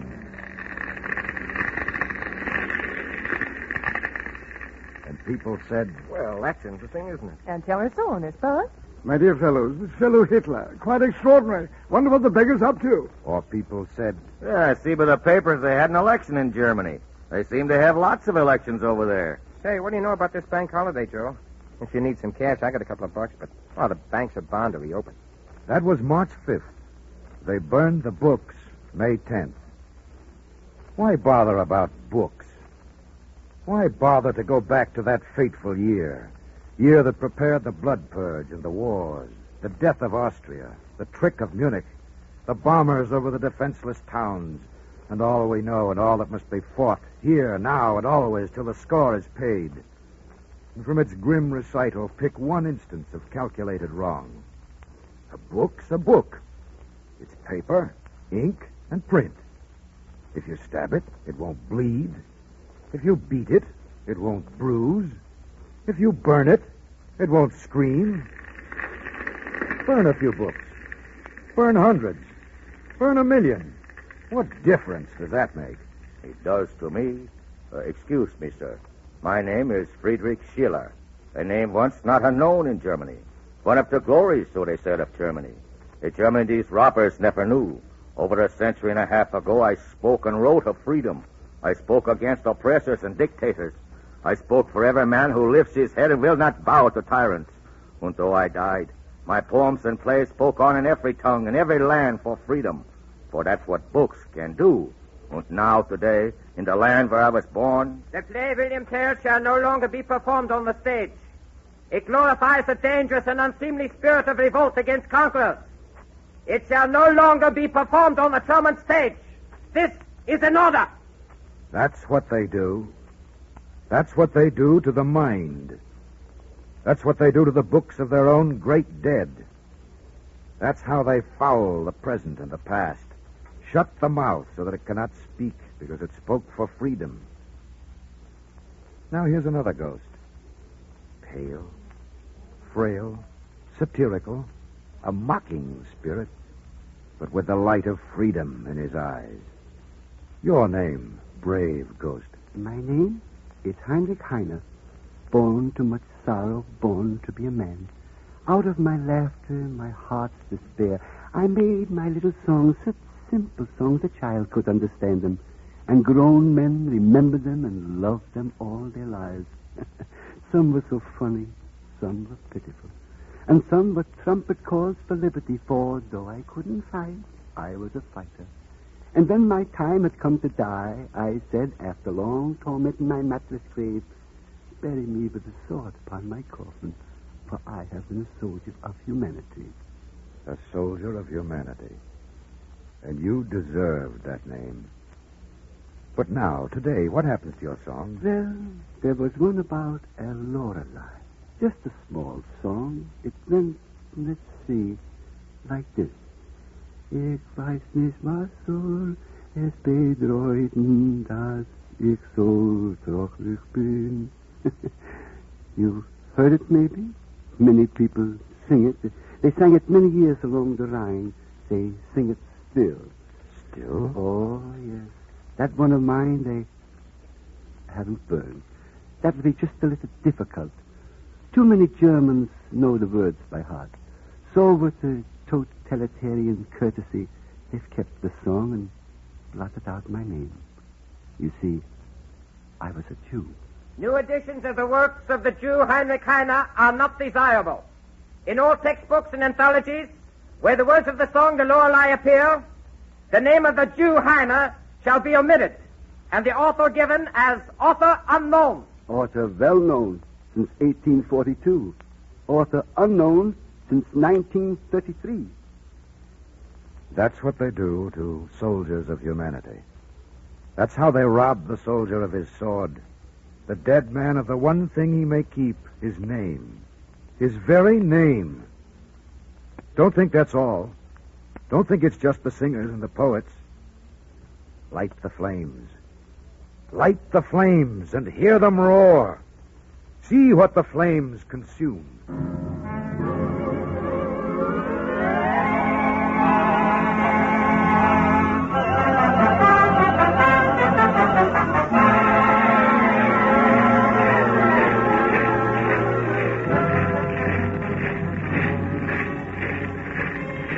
They're coming now, the men with the tramping feet, the hard-faced boys with the truncheons, the new order. The flames they've lighted howl and leap in the square. You can't set fire to a Reichstag every day, but the fire that they light today shall fling its shadows in flame and shadow all over the world. Hear them tramp. They're coming. They bring the books to the fire. The books of the Jew, Albert Einstein, to the flames. Einstein, the scientist, who thought in universes. Einstein, the man we honor in our land. To the flames with him! To the flames! The books of Sigmund Freud! To the flames! Freud, prober of the riddles of man's mind. World known. World famous. To the flames! The flames! Burn them! We don't want thought! We don't want mind! We want one will! One leader! And one folk! One vast inexorable stupidity. Who said that? Gag him, burn him to the flames! To the flames with Heinrich Mann and Thomas Mann! Gorky the Russian! Schnitzler the Austrian! Hemingway, Dreiser the American! And now, to the flames with this!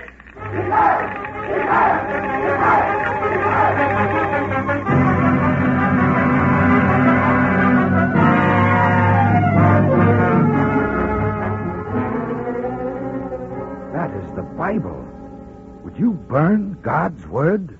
We need no Bible but the words of the leader. We have no God except the German God. We have the tanks, the guns, the bombs, the planes, and that shall be enough.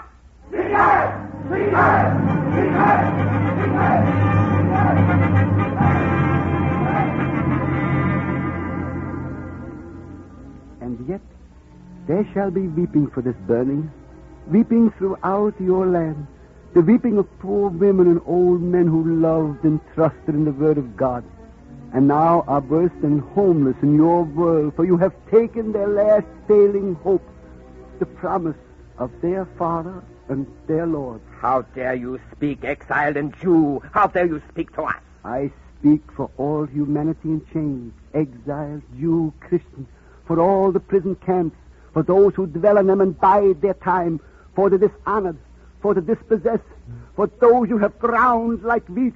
I speak for every honest man of God driven from his own pulpit by your might, and for those who saw that happen and remember it. I speak for the dark earth and the mute voices, and yet I speak humanity unbound. You? You are just a singer, a worthless singer. True. And that is why I speak, because I know, being a singer, what moves every heart. I speak with little bobs, little songs so simple any child can understand just what they say, and yet so memorable. Once you have heard them, you will not forget them, for they will stay within your memory. Sweet as first love, salt as the tears of man, free as the winds of heaven in the sky. And you do well to try to shut my mouth, for while one little song of mine remains, all that you hate and would destroy remains. Humor and grace and human tenderness, laughter and mockery, and the bare sword, the sword I wanted on my lowly coffin, the sword of liberty. We'll shut your mouth. We'll find you in the graveyard where you lie. Dig up your rotten bones and scatter them. Scatter them till there's nobody in all the world who's heard of Heinrich Heine. Dig deep. Dig well. Scatter my bones. Break up my burial stone. Erase my name with all your thoroughness, your lumbering, fat-headed thoroughness smelling of beer and bombs. And yet, while there's a book, there will be a Heine. There will be Heinrich Heine, laughing at you still, laughing with all the free, with all... Yes, there will be Heine. There will be all those whose words lift up man's heart. But only if we choose. This battle is not just a battle of lands, a war of conquest, a balance of power war. It is a battle for the mind of man, not only for his body. It will decide what you and you and you can think and say, plan, dream, and hope for in your inmost minds for the next 1,000 years. Decide whether man goes forward toward the light, stumbling and striving, clumsy, but a man, or back to the dark ages, the dark gods, the old barbaric forest that is fear. Books are not men, and yet they are alive. They are man's memory and his aspiration, the link between his present and his past, the tools he builds with, all the hoarded thoughts winnowed and sifted from a million minds, living and dead, to guide him on his way. Suppose it happened here. Suppose the books were burned here. This is a school somewhere in America. This is the kind of school we've always had, argued about, paid taxes for, kept on with, because we want our kids to know something. Suppose it happened here.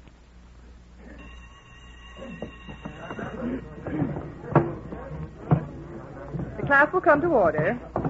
This morning we are going to discuss some of the basic American ideas on which our nation was founded. Freedom, tolerance, liberty under law. To start the discussion, I'm going to ask Joe Barnes to recite the Gettysburg Address to us. Do you think you can do that without looking at your book too much, Joe? Why, I guess so, Miss Winslow.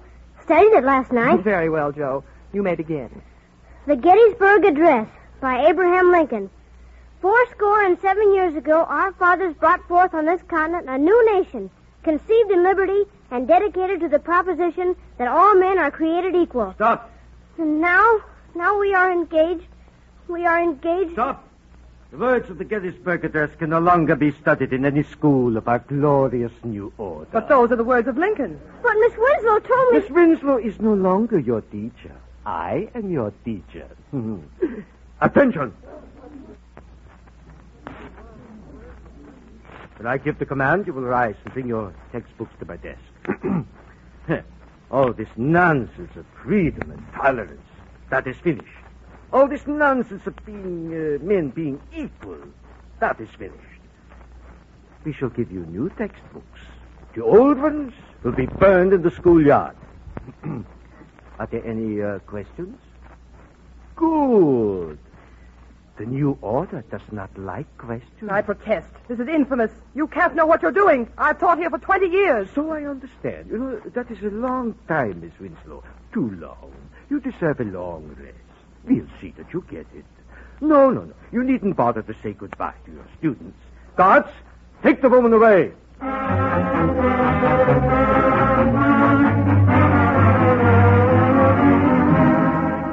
Impossible? Fantastic? Sounds that way. Ask the teachers and books of occupied France. France that loved letters. France once the light of Europe. Read the list of the books the French can't read anymore. What sort of books?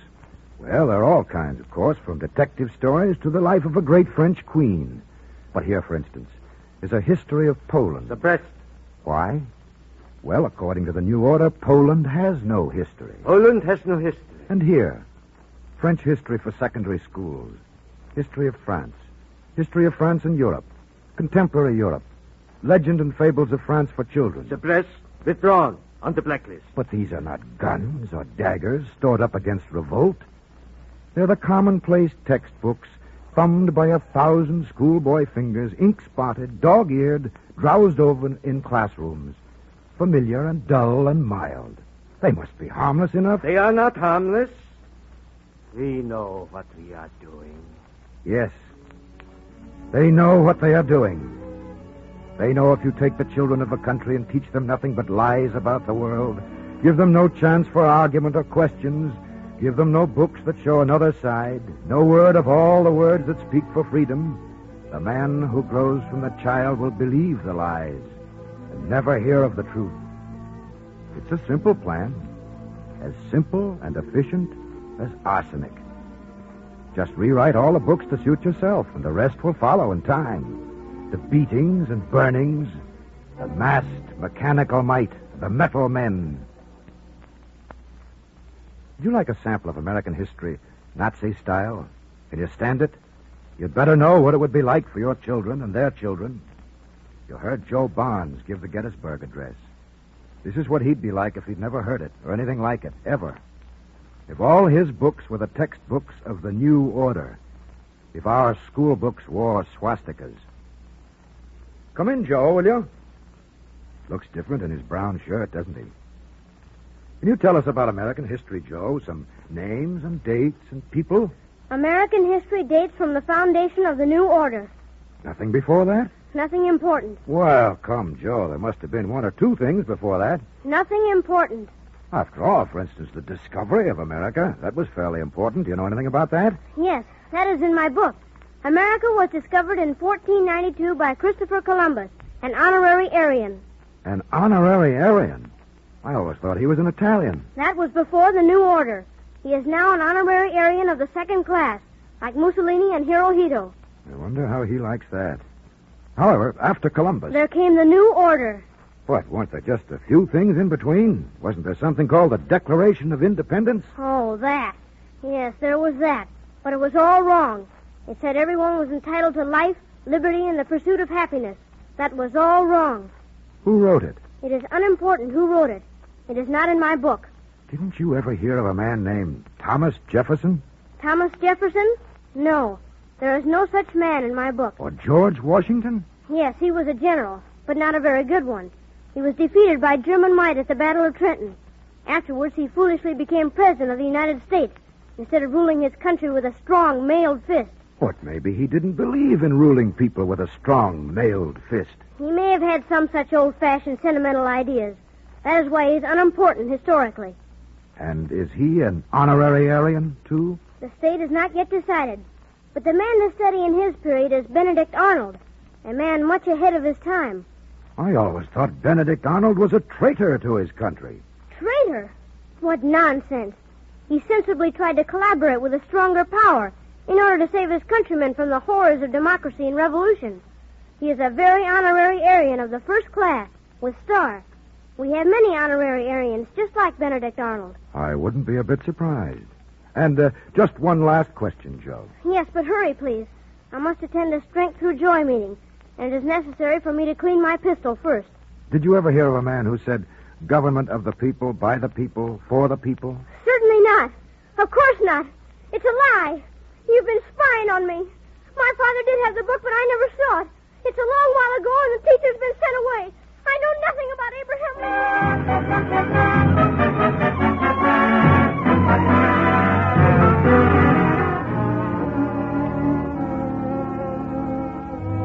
That's it.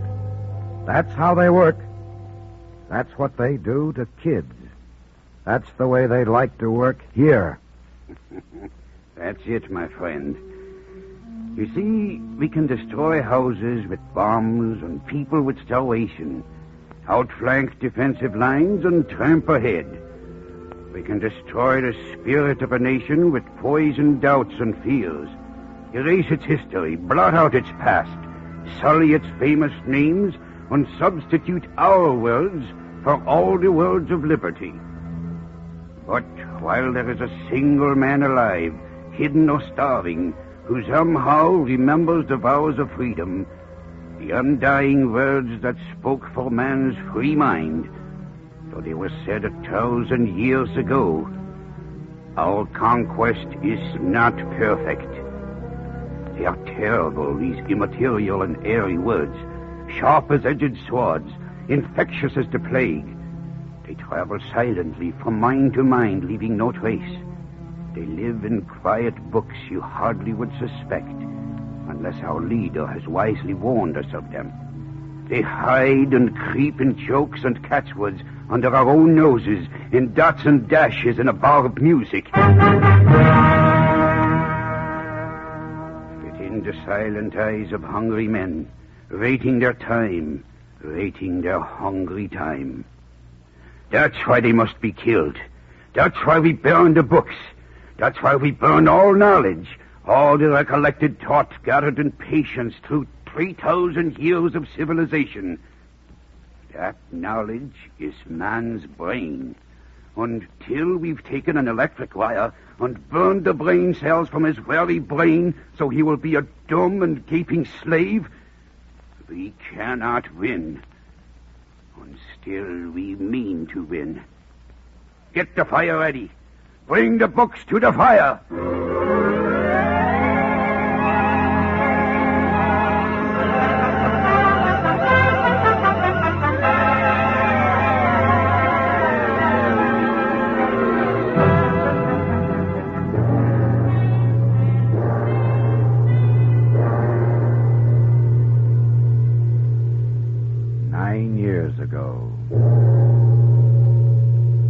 9 years ago in Berlin. 9 years ago in a public square in Berlin. They burned the books, and that was the beginning. We didn't know it then. We know it now. Here the books burn.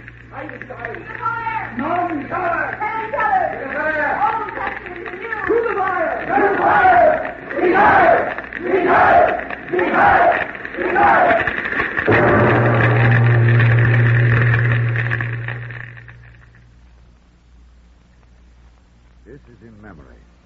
This is in remembrance. This is for all the lies that have been told. The innocent blood, the blood that cries from the ground, rise up and speak, you voices. Voices of dead and living, past and present. Voices of gagged men, whispering through sore lips. Voices of children robbed of their small songs. Strong voices, chanting of the rights of man, rebel and fighter, men of the free heart. We too shall build a fire, though not in fear, revenge, or barren hate, but such a great and cleansing fire it shall leap through the world like leaping flame.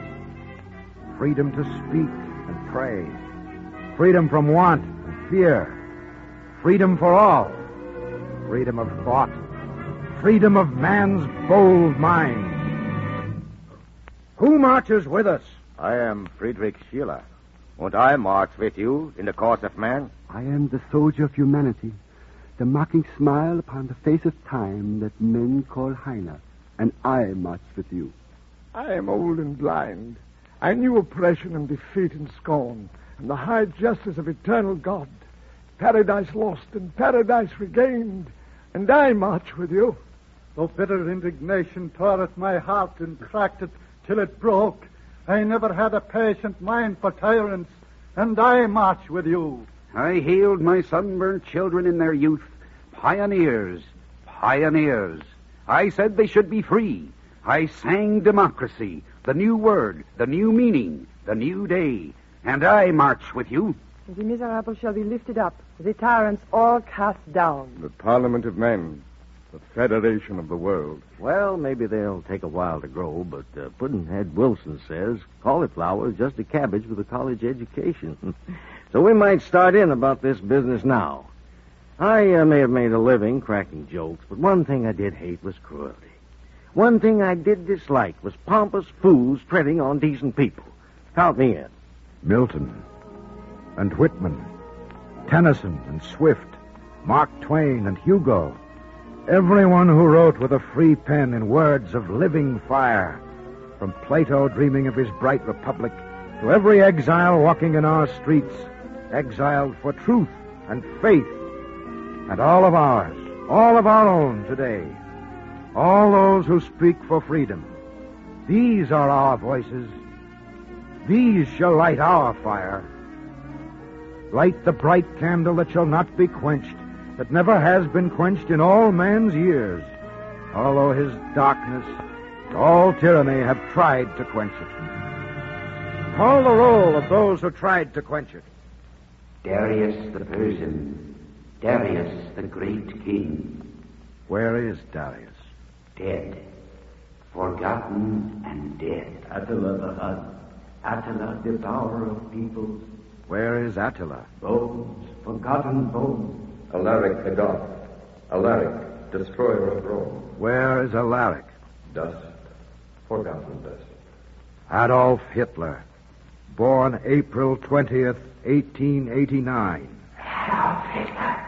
Adolf Hitler, burner of books. Adolf Hitler. Adolf Hitler, destroyer of thought.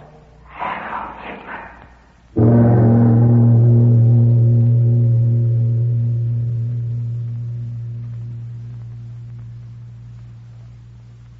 Adolf Hitler, born 1889. We are waiting, Adolf Hitler. The books are waiting, Adolf Hitler. The fire is waiting, Adolf Hitler. The Lord God of hosts is waiting, Adolf Hitler.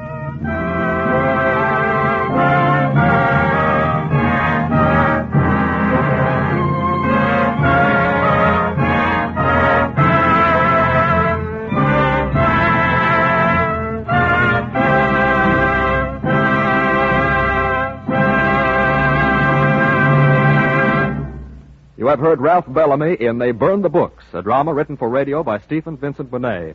Tonight's performance was broadcast by permission of the Writers' War Board. The script of this broadcast is available in pamphlet form through your bookshop or from the publishers Farrar and Reinhardt. We wish to thank the Hollywood Victory Committee for the appearance on this program of Mr. Ralph Bellamy. Music by Wilbur Hatch, program produced by Chet Huntley. This is the Columbia Broadcasting System. Good evening, Mr. North American, all the ships at sea. Let's go to press. This is your New York correspondent, Walter Winchell, bringing you the evening's most important news. Flash, New York. A host of stars whose names spell theater in capital letters have gathered to honor a dark, slim, wiry little fellow whose songs they've been singing for 30 years. Friends and associates from coast to coast, New York, Chicago, Hollywood, join in a tribute to Irving Berlin's inspiration. And Irving, just to get things started, this is a word of admiration and affection from Mrs. Winchell's little boy, Walter. For lovely melodies, for simple, honest sentiments, for words and music that have become a permanent part of the American scene, for a gentle, gracious personality, and for the privilege of having known you and offered to you, Irving Berlin.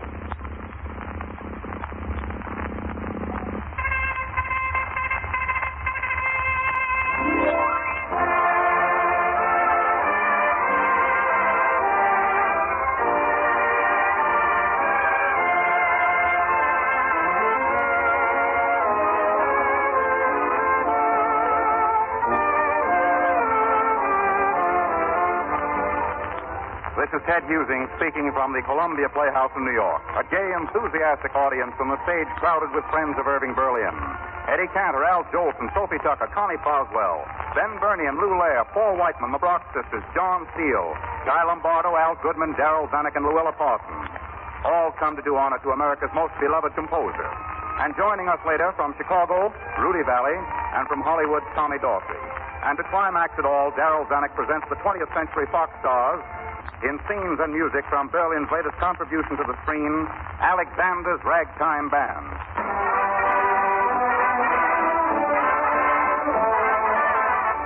To start us off, Al Goodman and Ethel Merman, Turn on That Heat.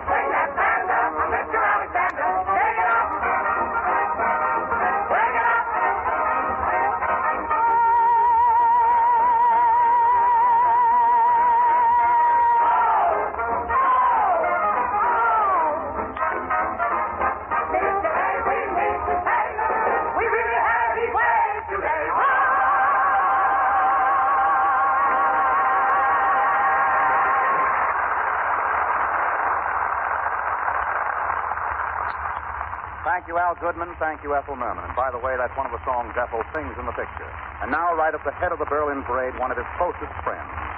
Actor, comedian, singer of Mammy songs who has carved his own glorious career in the theater and on the screen, and who today is one of the country's favorite radio stars, your master of ceremonies, Al Jolson.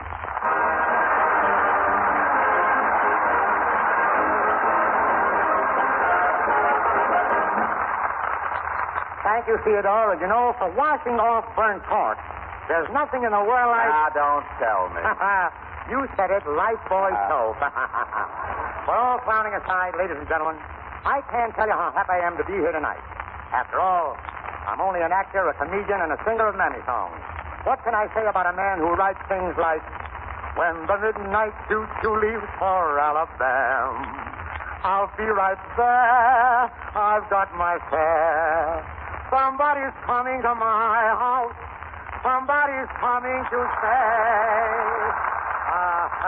You've got to applaud. What words, what music for such a little fellow. I don't know, honestly. I don't know where it all comes from. 30 years now, the whole world has danced to his tunes. He's written more hit songs than any other living composer. But of all the nice things that have been said about him, the finest tribute was paid to him by another great composer, Jerry Kern, who said, Irving Berlin has no place in American music. He is American music. Ladies and gentlemen, the fellow who really leads the parade, Irving Berlin.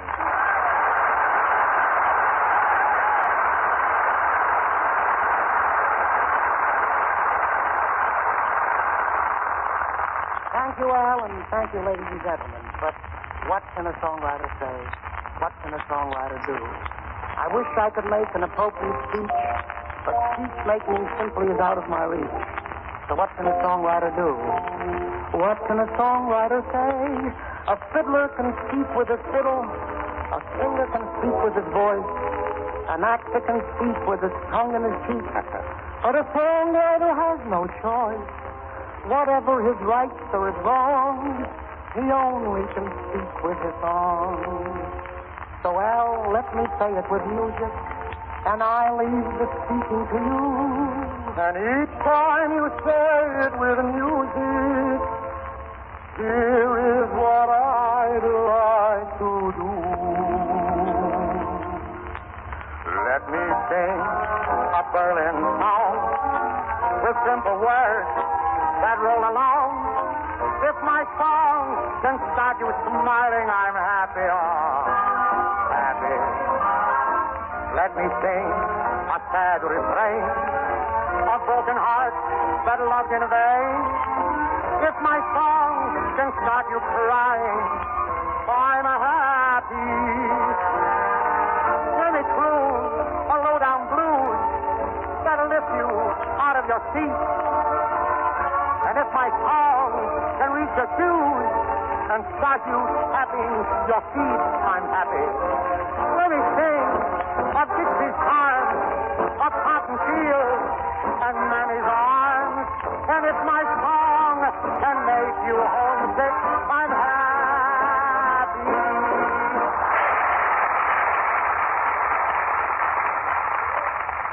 Irving wrote that little song to me many years ago. And as long as we're going back that far, I'm reminded of a little story.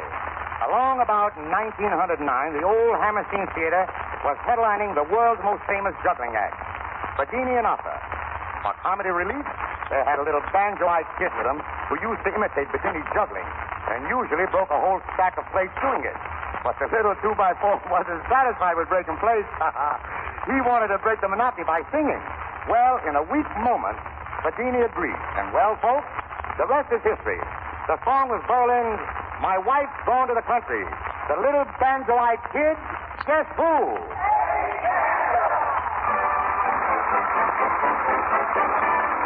My wife's gone far. I've gone to the country. Hooray, hooray. She thought it's just I need a rest. That's why she went away. Oh, she took the children with her. Hooray, hooray. I don't care what becomes of me. My wife home away.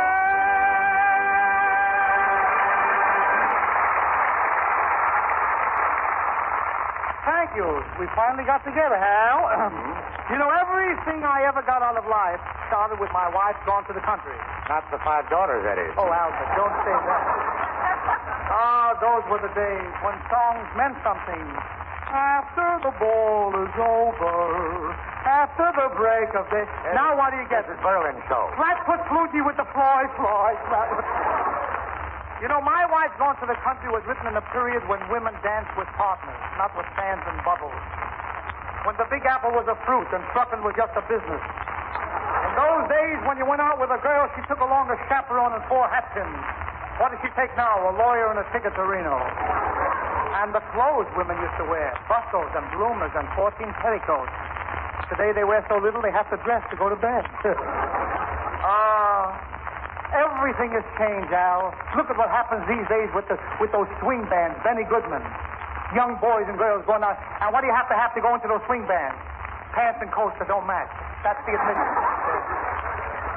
And they don't dance for 5 or 10 minutes. They dance for 15, 20 minutes, a half an hour. They fall exhausted. They go out, get a blood transfusion, come back and do the same thing. But really, those days were wonderful, Al. And the most wonderful thing of all was to walk into that old Hammerstein music hall, packed to the doors, and who did they come to see? A little black-faced comedian up there on the stage, and the billing, Al Jolson. Good for what ails you. I love the cows and chickens, but this is the life. Yeah, this is the life. I love to raise the chickens while I'm past the rain when the band is playing. I love homemade cider, but I'd rather have wine. No more picking berries, leave more cocktail cherries. This is the life, yeah, this is the life. This is the life for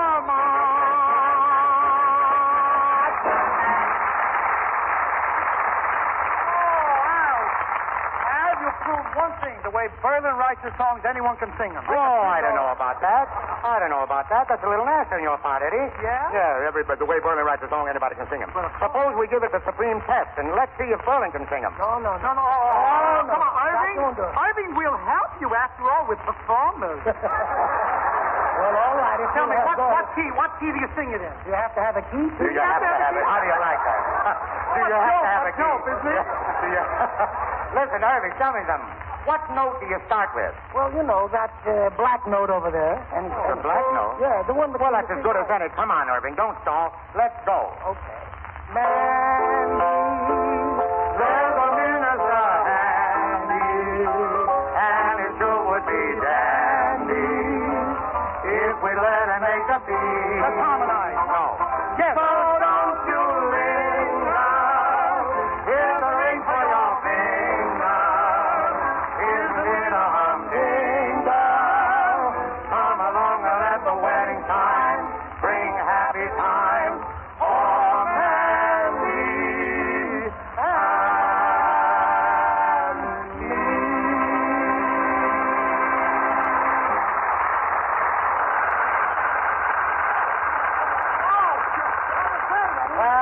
Oh, you were marvelous, Al. You were good too. Whose lines are you doing? You were good, Eddie. Yes. And you were good too.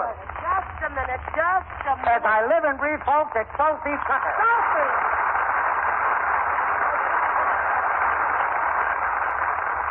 Now, when you boys get through pitting medals on each other, maybe you listen to somebody who was raised on Berlin songs. Do you think you're going away back? Now, if you promise not to try to figure out how old I am, I'll tell you about the time when Irving Berlin was a singing waiter down in Chinatown. He used to write all of his songs on his cup.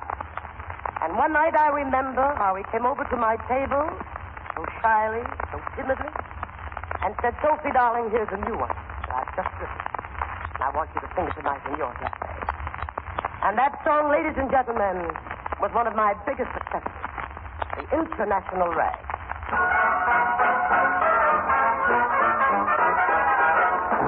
London dropped its dignity. Yeah. So has France and Germany. Yeah. All hands are dancing to a raggedy melody full of originality. Sing it, so. The folks who live in sunny Spain dance to a strain they call the Spanish tango. Dukes and lords, the Russian czars, men who own their motor cars, throw up their shoulders to that raggedy melody full of originality. Italian opera singers have learned to snap their fingers. The world goes round to the sound of the international. The international ride.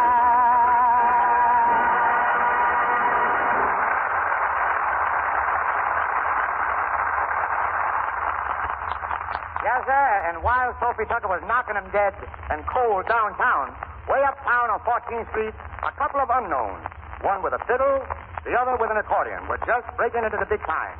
Introducing Ken Burney and Phil Baker, the best number 2 act on the Cheese Circus.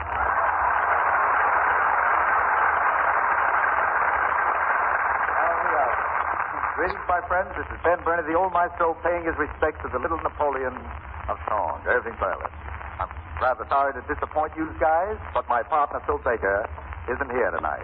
He's over in Jersey somewhere rehearsing for Idiot's Delight. Dear, dear. I hope he's playing the part of Delight. But really, this threatens to be a great evening. They've already got rid of Winchell, I noticed. Don't let it be said that the old maestro is going to be letting you lads and lassies down. I got my fiddle here. Is there a musician in the house? Coming up right here. A musician. I asked for a musician.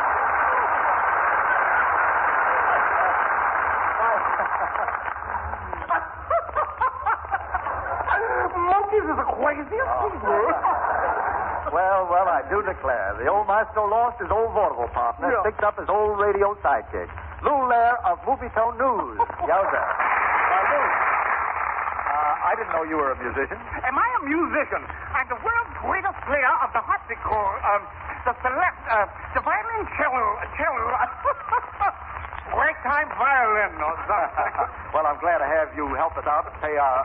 I want you to help us to pay our tribute to America's greatest composer. Oh, it's a pleasure. To me, he is the acme of perfection, the quintessence of a team, the greatest composer that ever lived.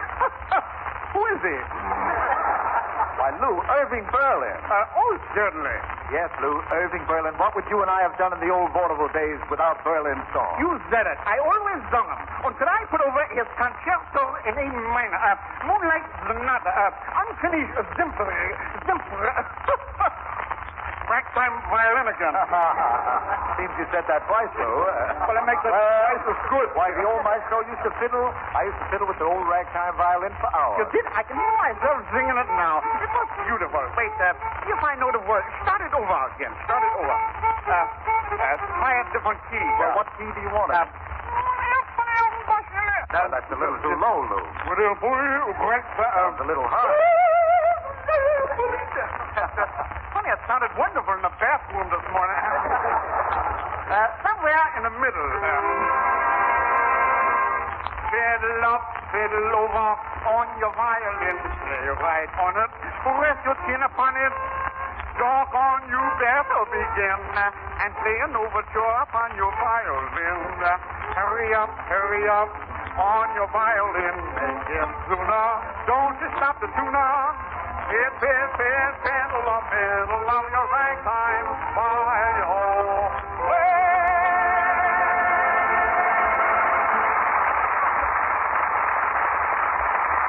Thank you. Thank you, Ben Burney and Lou Lair. Our next act, ladies and gentlemen, is from the stage of the Music Box Theater. Time, 1921. The first Music Box Review. And three little girls with syncopated rhythm are the hit of the show. Three little girls who later give up matinees for matrimony. Lorraine is now the wife of Henry Buzzi, the famous orchestra conductor. Patsy's married to a college professor upstate.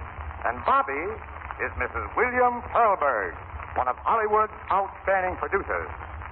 Three little girls together again for the first time in 17 years, singing the same Berlin tune they sang in that Music Box Review. The one and only Three Brock Sisters. Take it away, kids.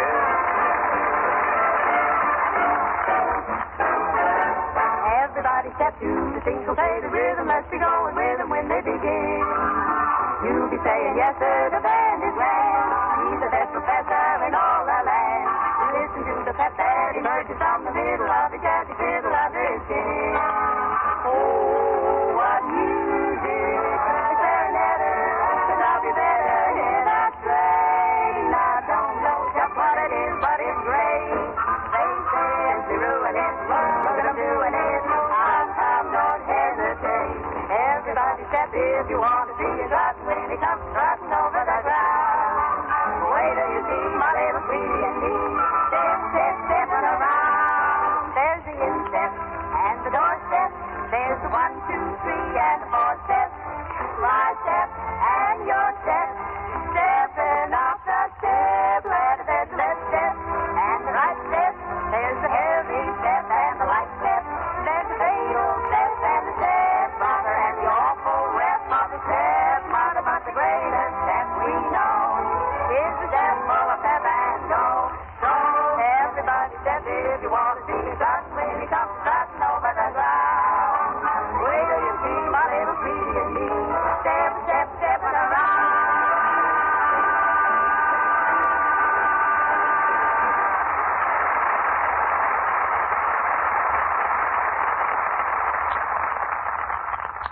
Thank you, Lorraine, Bobby, and Mrs. Pearlbird.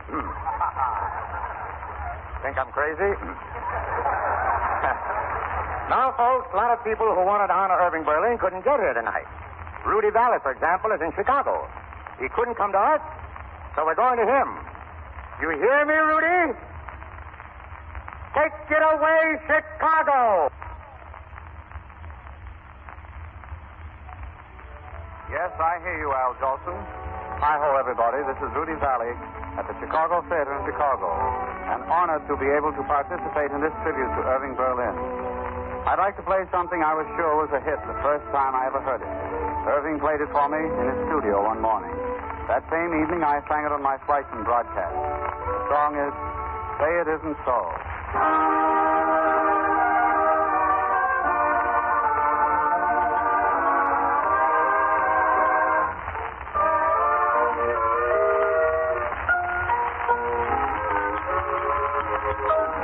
You can't stop people from talking, and they're talking, I hear. And the things they're saying fill my heart with fear. Now I could never believe them when they say you're untrue. I know that they're mistaken, still I want to hear it from you. Say it isn't so. Say it isn't so. Everyone is saying you don't love me. Say it isn't so. Everywhere I go, everyone I know seems tired of me. Say it isn't so. People say that you have found somebody new, and it won't be long before you leave me. Say it isn't true. Say that everything is still okay. That's all I want to know. And what they're saying, say it isn't so. One thing I've always liked about Irving Berlin's tunes, they're so very flexible. His music seems to have no limitations. Take Marie, for example. Marie was written 10 years ago as a beautiful waltz ballad. Yet today, that well-known exponent of swing, Tommy Dorsey, is filling the jitterbug with his new swing arrangement of it. As my orchestra picked up the rhythm, Tommy Dorsey himself is playing it at the Columbia Playhouse in Hollywood. And after a few bars, we'll take it away from him. Goodbye, everybody. Bring it over, Tommy. Bring it over, Tommy Dorsey.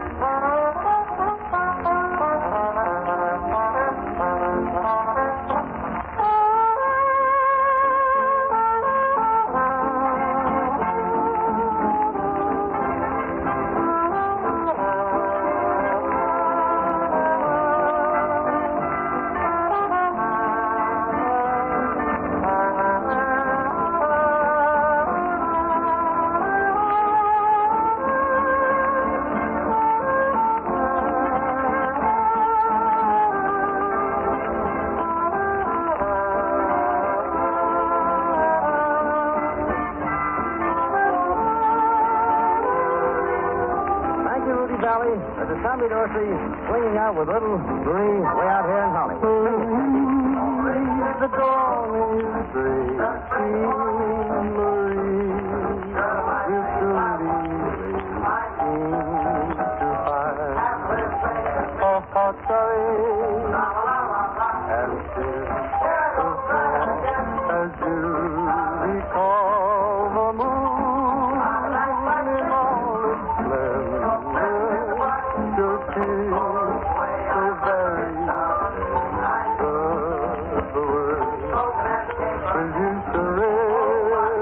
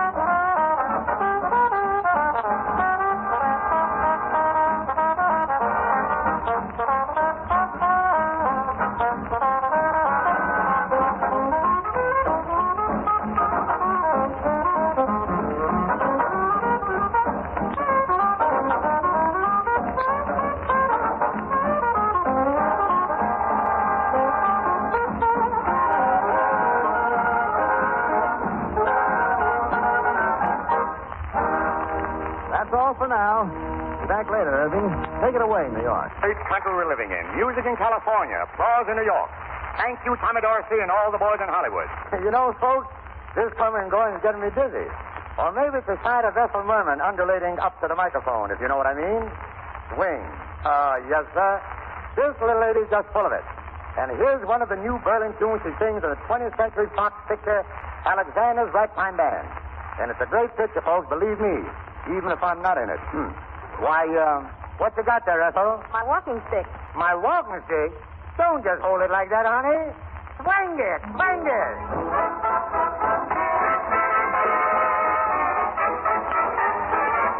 Take away my high hat.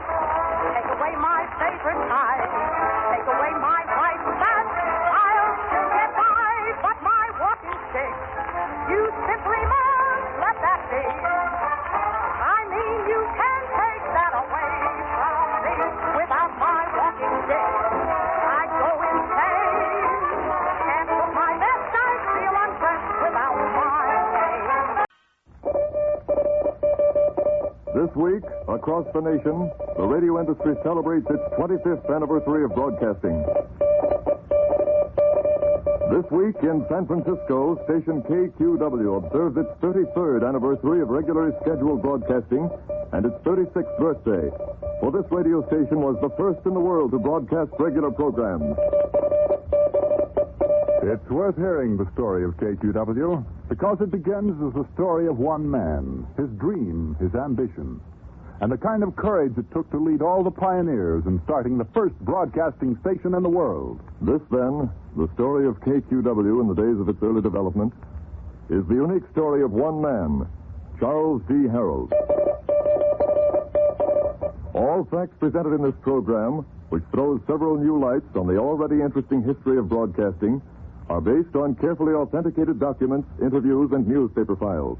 As a preface to our story, we quote from the book entitled California, published by Hastings House, 1943 edition. That publication's first sentence in the section on radio reads as follows. The first California radio station to broadcast a human voice, KQW of San Jose, initiated in 1912 regular broadcast of speech and music. The story of KQW, as we begin by turning time back before the beginning of this century. 1897. From his platform in Stanford University, a professor lectures to the class in senior A physics. useless dream. There are indications that sound may be transmitted without the use of wires, but learned men know its only value would be that of a toy. On the other hand, experiments at conveying music for many miles distant by telephone have been astonishingly successful. Think of it, gentlemen, we may yet live to see, or should I say hear, music carried to all the homes in the land by undreamed of telephone sets. Well, are there any questions? Professor. Yes, Mr. Harold. You have a question, Mr. Harold? Well, if a sound could be transmitted without wires, Professor, like code, I mean, that is. What else but code do you think could be transmitted without wires, Mr. Harold? Well, that's what I'm getting at. Then why can't the human voice be transmitted, too? Oh, it's fantastic. The question of a dreamer, I'm sorry to say. My young man, evidently you've been asleep during my recent lectures. You've overshot the scientific intent of the wireless, my boy, as well as its basic principle. After some of its present difficulties are solved, the gadget may be put to a useful purpose. In fact, I dare differ with my colleagues in predicting that the wireless may come to be useful as a supplement to the cable. If you please, class, I shouldn't want to be repeated on that rash statement. No notes, please. Only as a supplement to the cable, Professor? Well, Mr. Harold again. What would you like to suggest this time? That the very noisy and inadequate wireless might be made to transmit music as well as the human voice? You know, I've been wondering about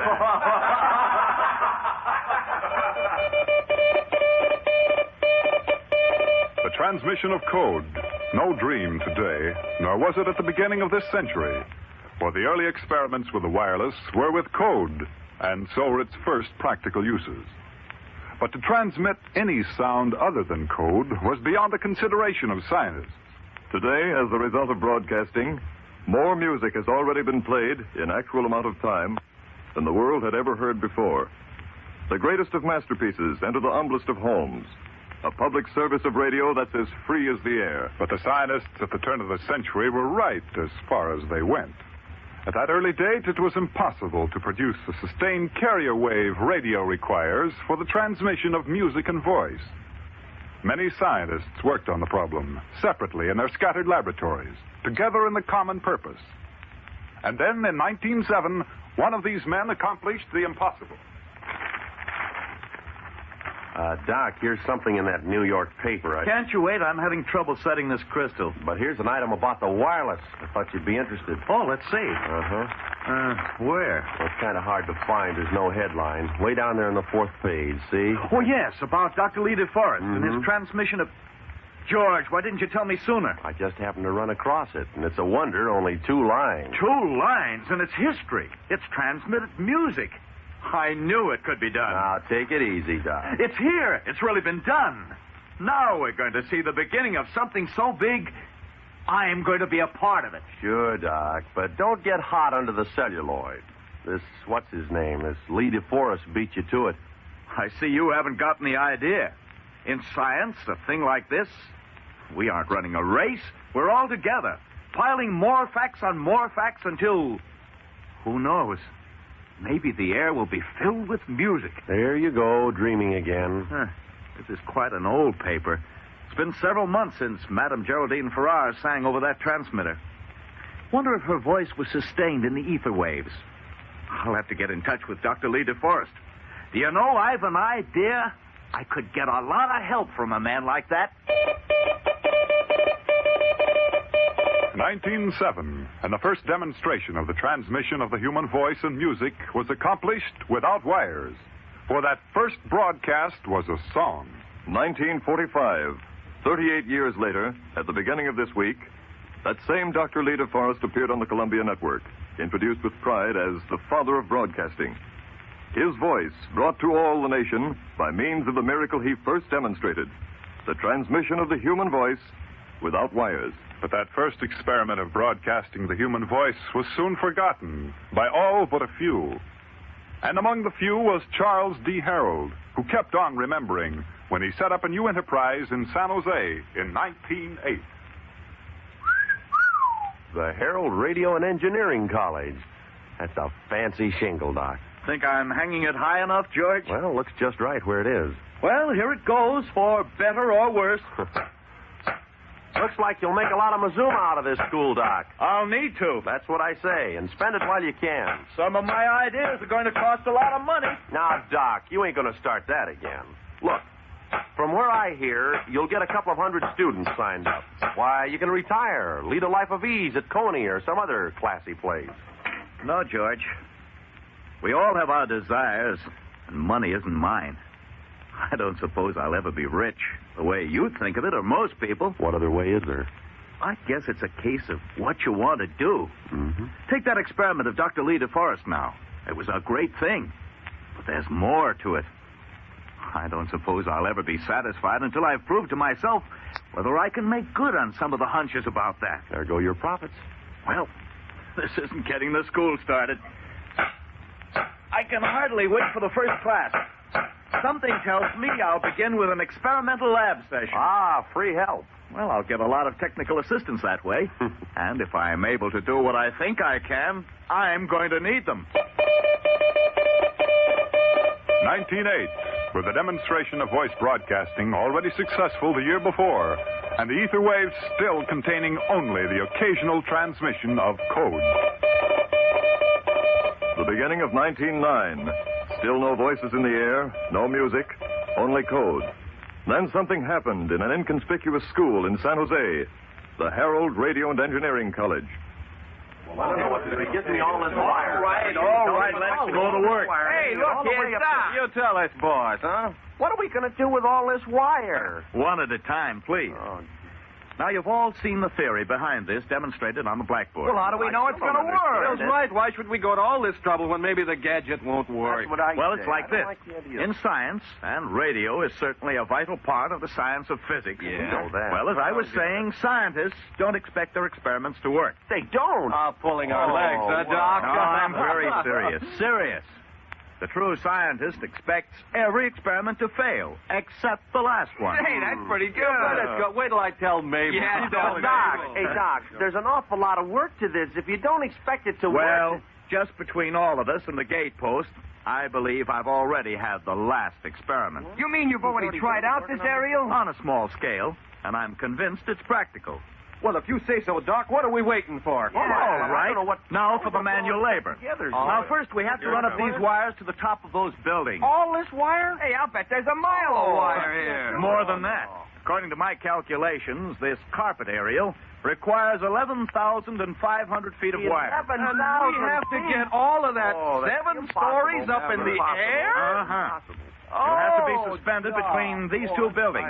Hey, Pat, what seems to be your trouble? Well, I got so dizzy looking at the tall buildings, I got tangled up. Hey, Pat, the car. When we get that much wire up, they ought to be able to hear us clear over to Palo Alto. Other than that, I certainly hope. San Francisco, at the very least. Not 50 whole miles. Hey, what are you giving us, Doc? Even farther than San Francisco, if we're successful at all. Much farther.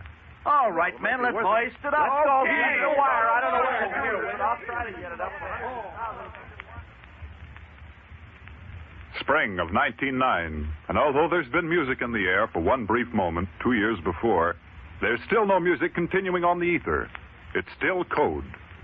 Until something different is transmitted from the Garden City Bank building in San Jose and carried across space to San Francisco. Hey, that voice is coming all the way from San Jose. Are you sure you got the call right? Sure. Here's the call. I copied it down. Let me see. This is the wireless telephone from the Garden City Bank building in San Jose, California. Well, Doc Harold's done it. Man, I wish we could answer that call. Oh, fine chance we'd have of getting through without his fancy rig for an aerial. Well, why should we keep on riding a horse when it looks like the horseless carriage is here to stay? I'm going to write to Doc and ask him how he does it. Spring of 1909, and Charles Harold's experimental maze of suspended wires for running the powerful vertical antenna of a generation beyond has proved its worth. There had been other instances of transmission over longer distances, but the event was a milestone in the development of Charles Harold's pioneer broadcasting station. For now he had transmitted voice more than 50 miles. On to November 18, 1913, when a code message was being received.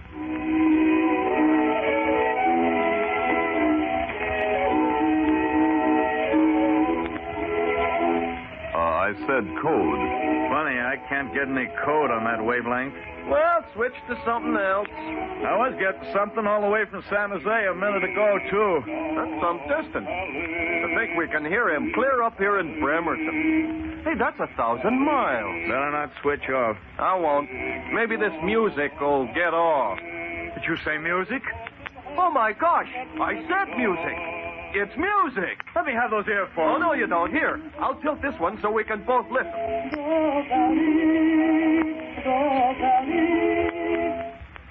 Did you hear it? Yeah, just before it stopped.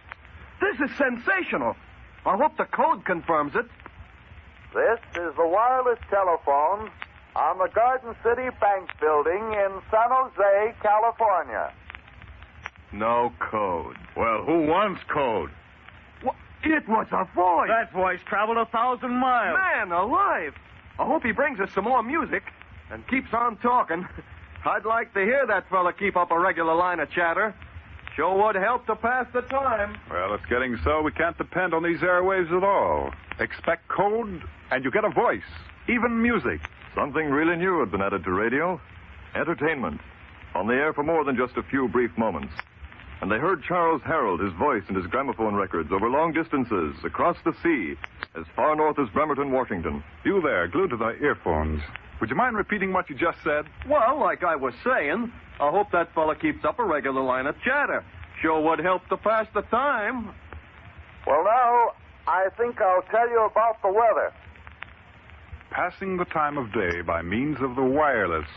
Who'd ever thought of such an outlandish idea? Outlandish then, but today, in 1945, the world of radio means the world of entertainment. The greatest show on earth comes to you by radio. In his studio laboratory, Charles Harold worked to solve the difficulties that stood in the way of presenting radio entertainment. All right, Ray. I think I've got this other microphone ready to go. They burn out on us fast enough. Oh, we'll get that licked. Well, let's get the air busy again. Mm-hmm. Should be about ready to go, Doc. Didn't give it time to cool off much. I can't help it, Ray. There's something about this idea of broadcasting regular programs. Well, I just can't get rid of the idea that there's something to it, that's all. That was in 1912, the year Charles Harold first began regular broadcasts from his station. The same broadcasting station that is now known as KQW. Station KQW, on the air since 1909. And in 1912, KQW became the first station in all the world to present regular programs. That means KQW has been on the air since 1909, for 36 years. Yet this occasion we're observing tonight is the official 25th anniversary of radio. That means this radio station began broadcasting 11 years. 11 full years before commercial radio was born. Began regular programs 8 years before the official birth of radio. And this station has been on the air continuously ever since 1909? No, for in the early days, there were intensive technical difficulties. It's the microphones, Doc. They keep burning up. We'll have to find a better method. All right, let's switch her back on.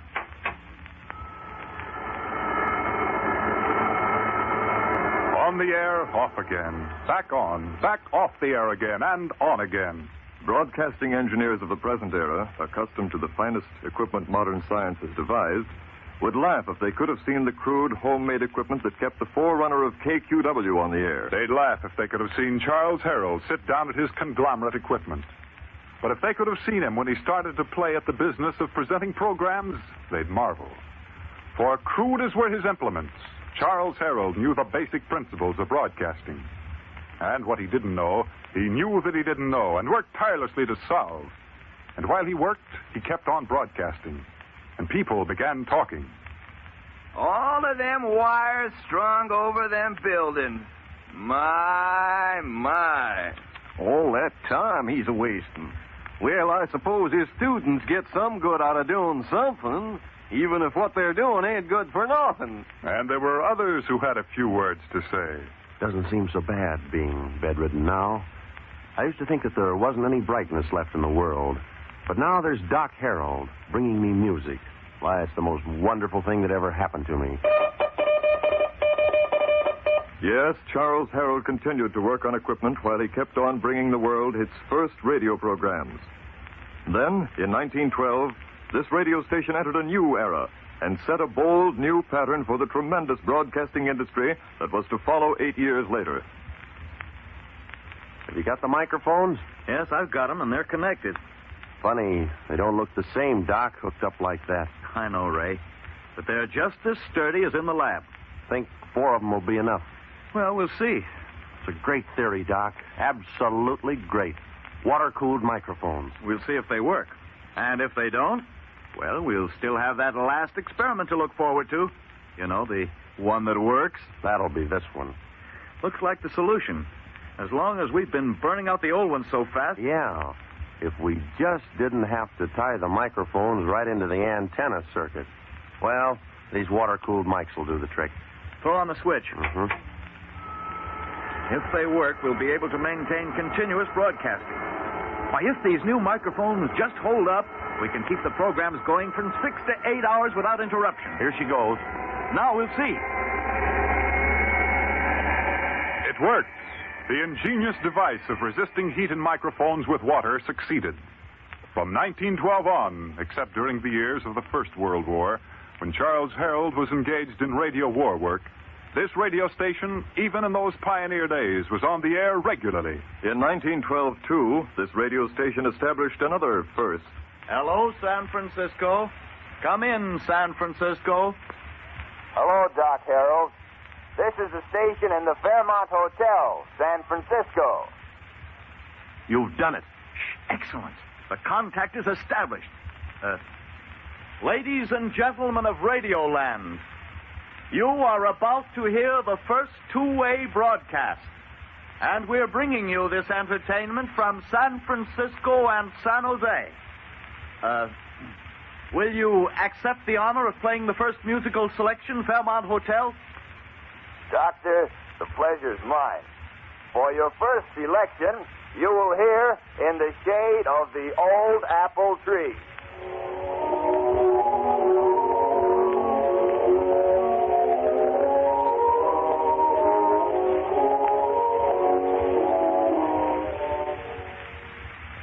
Another record, the first two-way voice communication blended into a radio program. A record of small importance today, but a milestone in radio history. And the water-cooled microphones invented by Charles Herald succeeded in keeping the air lanes hot from 6 to 8 broadcasting hours a day on through 1913, 1914, and 15. Curious that it was a scientist who first insisted that the wireless should be used for entertainment. For the rest of the scientists, as well as the businessmen, were saying, this wireless telephone, it isn't really so effective for communication. Why, there's nothing private about it. Anybody can tune in the messages.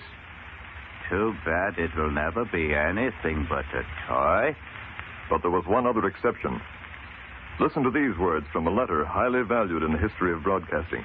I have in mind a plan of development which would make radio a household utility in the same sense as the piano or phonograph. The idea is to bring music into the home by wireless. David Sarnoff, later to become the head of RCA, wrote those words. He was considered ahead of his time. Yet he wrote that letter in 1916, 7 years after this radio station began presenting programs, 4 years after this radio station began regular broadcast service. Yes, there were those who even in the very early days thought the wireless was here to stay. And in 1915, Charles Herald was given his chance to prove it. Oh, well, this is a surprise. Inspector Stone. Oh, don't be formal, Doc, please. After all, a call from the United States Radio Inspector. Well, this is hardly official. The fact is, I'm here because of the Panama Pacific International Exposition. Oh, yes, I hear they're all excited in San Francisco. How are the exhibits coming? Well, now that, Doc, is what I was sent to see you about. An invitation, an honor, a command performance, a request to broadcast programs for the Panama Pacific International Exposition. The KQW of knee pants was going on review. Sounds like somebody had built a better mousetrap. And the world had asked for a demonstration. The Panama Pacific Exposition of 1915. All the world milling through San Francisco, and most of the crowd stopping before the booth that was demonstrating the wireless. I'm going back to the Midway. Now, wait. What's that?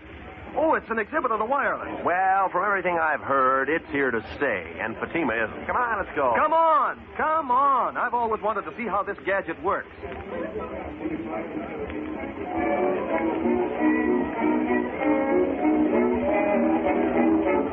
Well, there's the gramophone. No, it's the wireless. Don't be foolish. There's the gramophone horn. But where's the disc? Tell me that. It's all done with mirrors. You know how these things are.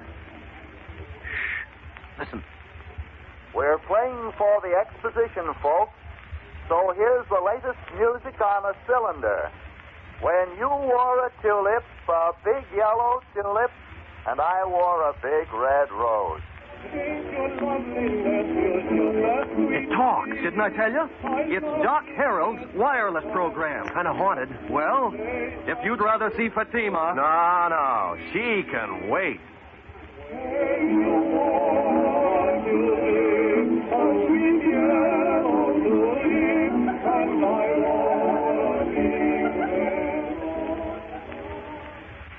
And so, in 1915, multitudes finally saw and heard that marvelous new invention called the wireless.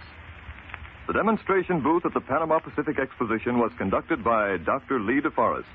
And the programs he demonstrated to the crowd were transmitted by Charles Harold. So it was the two men, one to be known forever as the father of radio, and the other as the first broadcaster, worked together in giving the world its first major demonstration of radio entertainment. Yes, those who came to the Panama Pacific Exposition heard at last the music that had been brought to the air. And they heard voices in the air, too. This is the wireless telephone on the Garden City Bank building in San Jose, California. So, through the years, this radio station has grown, beginning with the world's first radio programs in 1909, advancing with the world's first regular programming in 1912, continuing to develop its programs and public service beyond the wildest dreams of its founder. Then, step by step, the radio industry progressed. August 20th, 1920. Station 8MK, Detroit, now WWJ, begins daily operation. November 2nd, 1920. KDKA, Pittsburgh, begins broadcasting regular schedule of programs with the Harding Cox election returns. July 2nd, 1921. First sports broadcast, the Dempsey Carpenter fight in Jersey City. September 7th, 1922. Station WEAF in New York broadcasts the first commercially sponsored program. 1923. President Harding speaks from St. Louis over a 3-station network. 1924. The first broadcast of the national political conventions over nationwide networks. 1926. The National Broadcasting Company is organized. September 18th, 1927. The Columbia Broadcasting System on the air with 16 stations. 1928. Herbert Hoover officially notified of his nomination for presidency. His acceptance speech broadcast over a 107-station network from Palo Alto. 1931. First broadcast of a complete operatic performance from the Metropolitan in New York. March 12th, 1933. President Roosevelt broadcast the first of his fireside chats. December 7th, 1941. Radio flashes the first news of the Japs' sneak attack on Pearl Harbor. And in the war years that followed, radio developed tremendous worldwide shortwave networks that enabled the people at home to follow the course of the war in a manner hitherto unknown. Today, November 10th, 1945. The world at peace. And radio, dedicated to the ideal of worldwide peace through closer cultural ties with all the peoples of the world. And so, as this week concludes the official observation of broadcasting's 25th anniversary, this radio station, a pioneer by more than a decade ahead of radio's official birth, salutes all pioneer radio stations. Salutes with particular pride its founder, who is still living today. The first man to bring regular programs to radio, Charles D. Harold. We now present a message by Dr. Charles D. Harold, transcribed this afternoon at his home in the Piedmont Hills, returning his voice to the same station he founded so many years ago. I'm gratified and happy to speak to you on this occasion. Station KQW has gone far beyond my dreams. I'm particularly proud that the dream we had for radio as an entertainment medium has materialized. Radio has indeed outgrown its infant clothes. I am happy to have been the first man to broadcast radio entertainment on a regular schedule.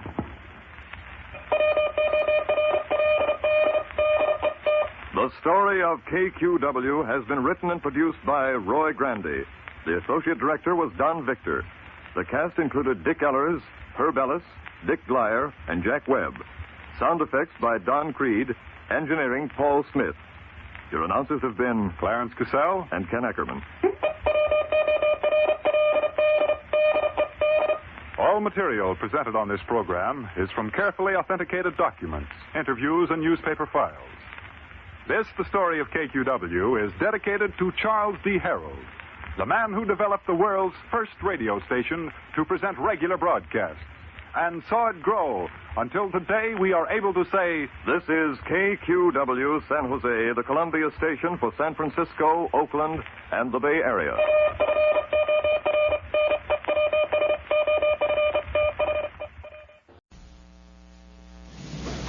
This is Columbia, CBS. From border to border, from east to west, you've learned your dials and how to twist them when you twist them with the Columbia system. Week after week, year after year, here's where you hear what you want to hear. Question this statement? Stick around. This is the biggest show in town.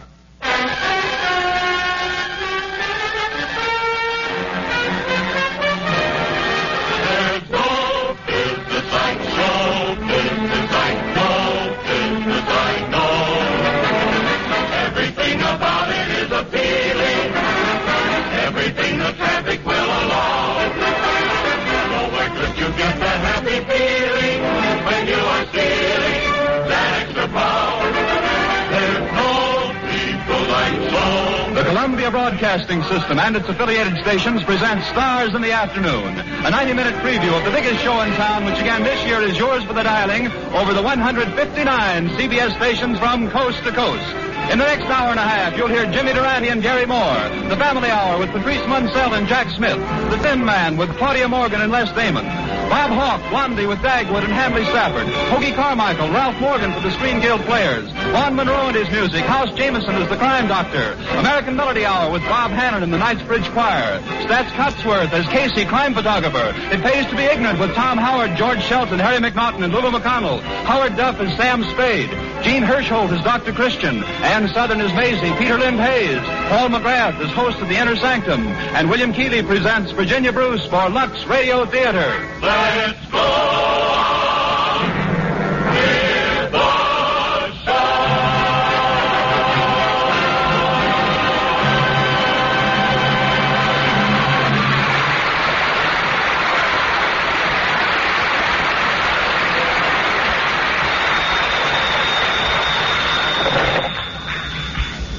Hello?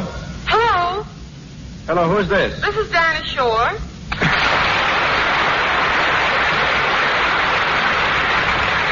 To whom am I speaking, please? Frank Sinatra.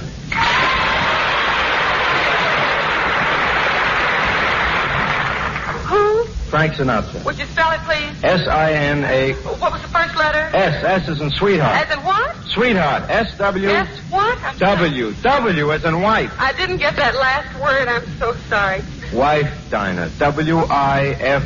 W-I what? F as in fool. As in what? Fool. F-double-O-L. Double O what? L. L as in left. L-E-F-T. Oh, well, I'm sorry I didn't catch the last letter. T as in town. Brown? Brown? Town, you know, Dinah, like city. Like what?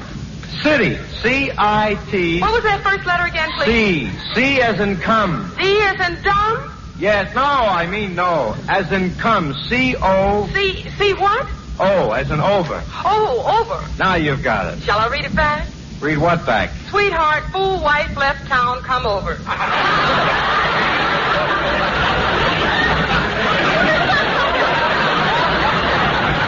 Will you pull yourself together, kid? To whom is the telegram going, please? Dinah, will you quit gagging? I'm a wreck. A wreck? Oh, it's Frankie.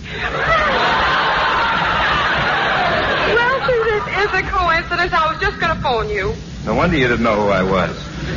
Say, did you hear that list of big CBS names that are going to be on the Columbia Network in the next hour and a half? Nats, and I got news for you, hey. There's one name missing. Yeah. Mine. That's what I'm calling you about. Yeah, and since you and I are on Columbia every Wednesday night. Yeah, we ought to knock a couple of songs for him this afternoon. Something like, they say that falling in love is wonderful. It's wonderful, so they say. See, that's the idea. They can't leave you out of that show, They can't leave you out of Get your that hat show, and I'll meet you down at Columbia Okay, Broadcasting. Frank. We'll talk personally to Mr. Sisson. Okay, I'll see you in a minute.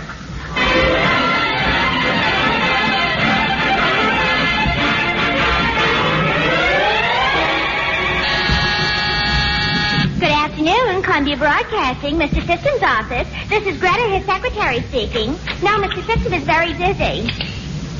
Pardon me, miss. Well, what can I do for you two? We'd like to see Mr. C.B. Sisson. Oh, well, he's too busy to see anyone. Come back next week. But we're a couple of singers, and we... Come back next year. Look, sister, would you believe me if I told you this girl is Dinah Shaw and I'm Frank Sinatra? Look, brother, would you believe me if I told you I'm Greta Garbo? Would it get us in to see Mr. System if we did? What do you think? Pleased to meet you, Miss Garbo. Go right in. Gee, I wonder if I do look like Garbo. Mr. System? Yeah, my friends call me CB. Hello. How do you do? My name is... Let's weave long introductions out of this. I'm a very busy man with very little time. Well, with having to stop every half hour to tell people what station they're whistling to. If they didn't know. What's your problem? Well, briefly, Mr. S., we sing. And we thought maybe you could use a little romantic warbling on that show. Romantic warbling? Yeah, listen. I want you to know this little girl here. She's Dinah, and there's nobody finer from the coast to Catalina. A Frank Sinatra, open your golden trunk. Da-da-da-dee-da. Gee, thanks, Dinah. Together we'd knock out a rather fair romantic ballad. Sure. Sorry, but right now I'm in the mood for waps. You haven't heard me sing. I haven't time to experiment. Right now I want to listen to Jimmy Durante and Gary Moore. That's a boy and a girl. Silence, just listen.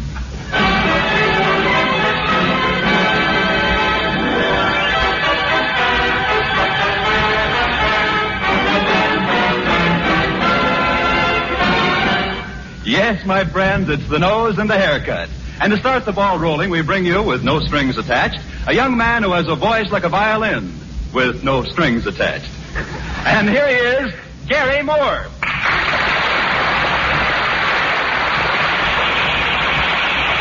Thank you. Thank you very much, Bob Lamont. Thank you. Thank you very much. Oh, really, that's enough applause now, really. Thank you. Thank you. Mr. Pismo, that's enough. You can turn the record off now. Turn the record off, Mr. Pismo.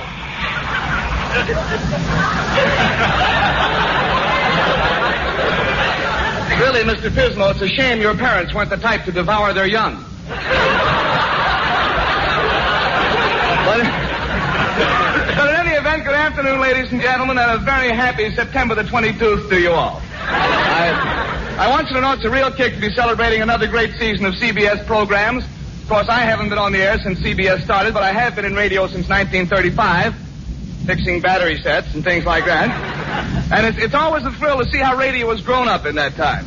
Gee whiz, you take this magnificent studio here, for instance. Do you realize that at this very moment, ladies and gentlemen, you are sitting in washed air? I really mean that. If you look up there, you'll see some little grates on the front of the studio. You see up there? Well, Mr. William Paley, the president of the Columbia Broadcasting Company, sits up in there during the whole program and washes each piece of air that comes into the studio. And it's not only cool in here, it's clean, too. Well, they tell me that nowadays, particularly this studio, is completely antiseptic. We have germ-proof microphones, hermetically sealed control rooms, sterilized musicians, and before every program, we boil the announcers. You've got to admit that's a lot better than having the announcers go out and get boiled on their own. Or is it? Oh, come now, Gary. You haven't really been in radio as long as you'd like to make out. I haven't, Bob. Why, bless your little station identification. I started out, Bob, at the age of 19 as a singer with a very famous quartet. You've heard of High-Low Jack and the Dame? Yes. I sang with Mo, Joe, Schnook, and the Boy. Gary, you were the boy? I was the Schnook. It was a great outfit, as I recall it. We appeared for 8 straight weeks in the Rose Room of our local livery stable. We were right in there pitching. Well, Gary, tell me one thing more. Huh? Gary, you may have been in radio for 11 years, but did you have any sponsors? Sponsors? Why, Bob, don't be ridiculous. My first sponsor, as I recall it, was a really delightful little product called Mother Marie's No Wheeze, but Plenty of Breeze Cheese. The great little thing was the only cheese I've ever seen that was so strong the mice had to back into the trap. As I recall it, Bob, Mother Marie's No Wheeze, but Plenty of Breeze Cheese came to you in 6 delicious flavors. Super delicious, very delicious, plain delicious, fairly delicious, not so delicious, and...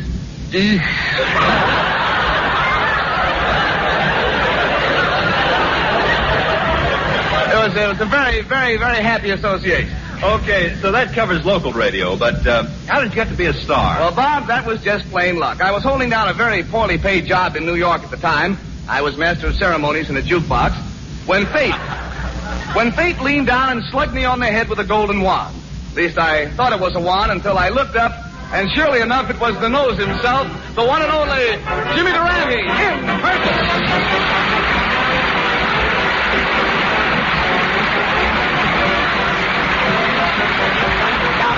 With a song. Now even when things go wrong, why you feel better, you even look better. Stop the music, stop the music, stop the music. I refuse to work on the same stage with an orchestra that looks so untidy. Jimmy, what do you mean? What's so untidy about the orchestra? There's a hair in that fiddle player's bow that hasn't been combed.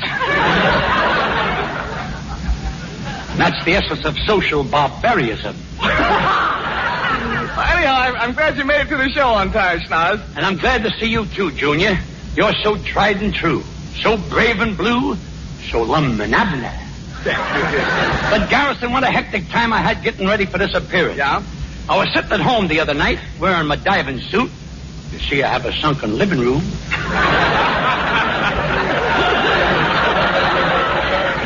When I get the call from the president of CBS, he says, Durante, we'd like you to appear on our all-star show, if you think you're educated enough. Oh, he didn't, Jim. What did you say to that? What could I say? To impress him with my intelligence, I nonchalantly spelled out cat. K-A-T-E.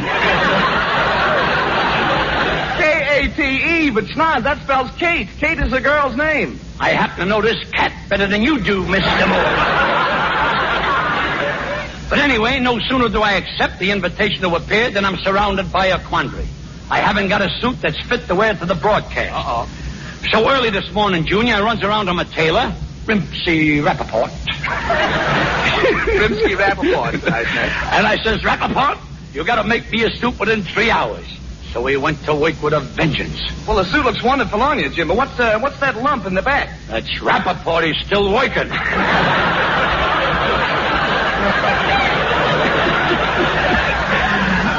Don't come out, Rimsky. You're not allowed in here without a ticket.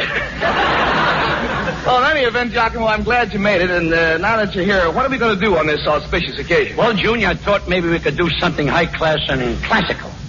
Something like the shampoo song from the barber of Schlemiel. That's all very fancy schmancy, but really, old boy, do you think you're equipped? Are you joshing, Junior? I'll admit I didn't always know about music. Why, when I was 7 years old, I couldn't tell a trombone from a hole in the wall. So I studied and studied for 10 years, and now... Yes? I'm the only man in the world... Say that again. I said...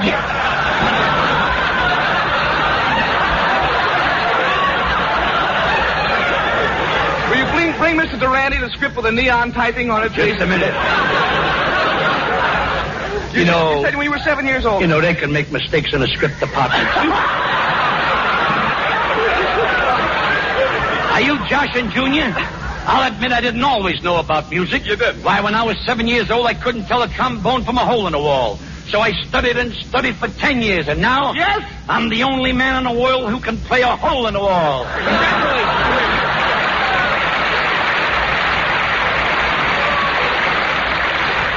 After I changed it sounded a little better. I'm ashamed of you, partner. Why, you're talking to a man who's got music in his blood. Which explains why my nose is shaped like a G clef.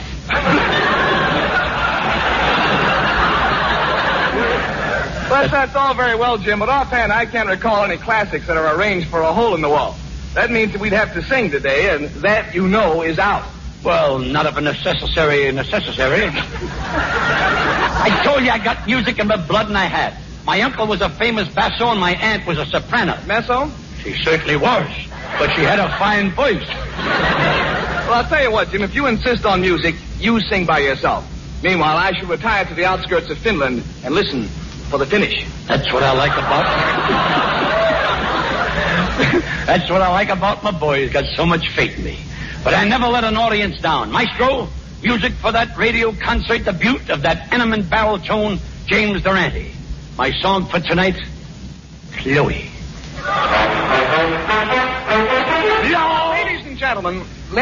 Ladies and gentlemen, I should like to announce, as long as I'm here anyway, I should like to announce that Mr. Durante has sung this song many times before, but tonight he has had his nose lifted so that those of you in the balcony may hear him too. Carry on, James. Mr. Moore, you can let the audience draw its own concussions. We begin again, Maestro Gluskin. Ladies and gentlemen, I forgot to tell you, but after tonight's performance, Mr. Durante will also be available for fish fries, weenie roasts, and the unveiling of better-class manhole covers. Excuse me, Jim. I wouldn't interrupt again if I was you, partner. That's liable to lead to a feud. We begin again, Maestro Gluskin. Just one other thing, friends. I forgot to tell you that Mr. Durante's selection today is entitled Chloe. Okay, Jim. My boy is tinkering with immediate oblivion. We'll begin again, Maestro Gluskin.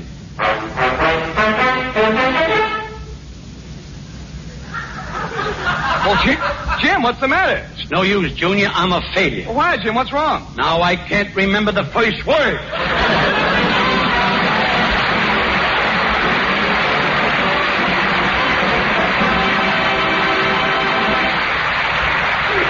Now, Willie, wasn't that terrific? That's what radio listeners really want. Dinah and I agree with that, Mr. System. Sure we do, but what about romantic music? No, laugh. But everybody doesn't want to laugh. Sometimes people would like to hear a boy and a girl sing. You know a little bit about a lot of things. But you don't know enough about us. For people who like music, we got things like the Family Hour. The Family Hour? Yeah. What about the boy and girl who still haven't raised a family? They can listen, too. Listen and learn. I'll get the Family Hour now, so you listen. Yes.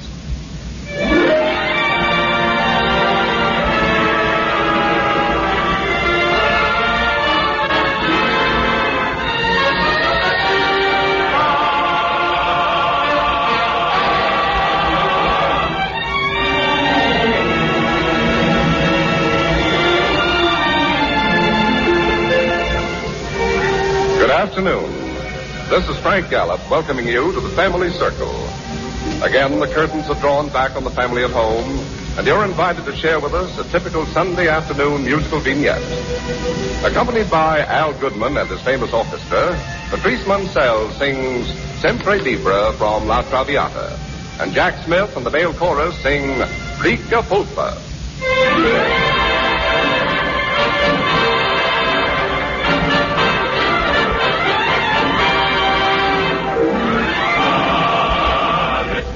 Rica pulpa de tamarindo,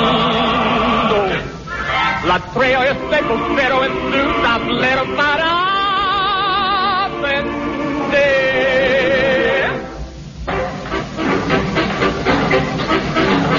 Pulpa, rica pulpa, es mi pulpa más sabrosa que la miel.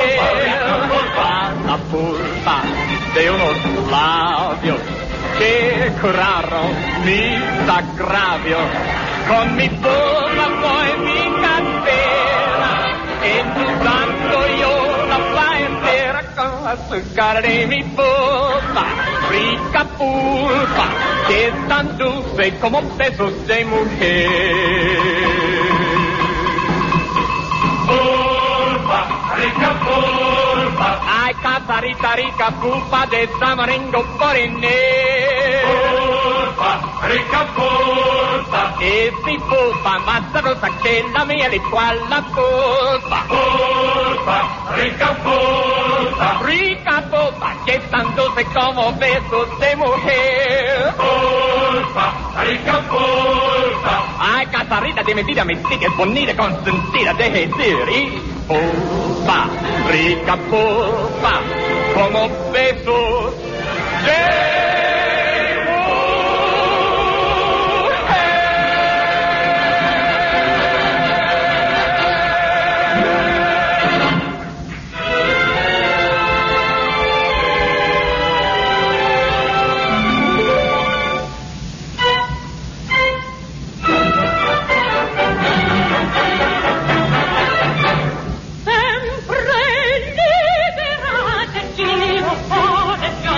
Gino,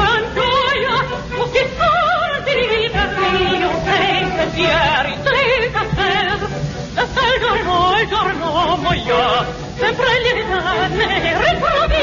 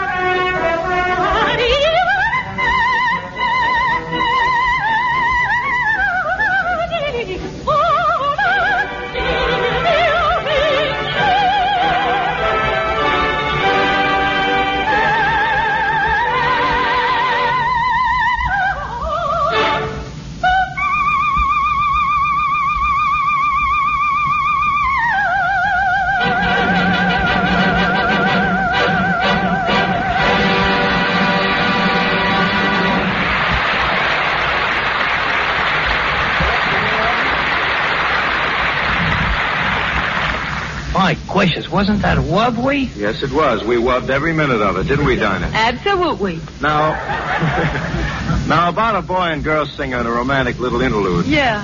For instance, I say to Dinah, Yeah. love is the only thing. The one and only thing. Yes, Mr. S. Love is a song and smiles and kisses and laughter floating on long, lazy dreams. If you think that's what wub means, Mr. Sinatra, you should listen to Blondie. Blondie? What's Blondie got to do with love and romance? Miss Shaw, the whole story of Blondie and Dagwood started on a long, lazy dream.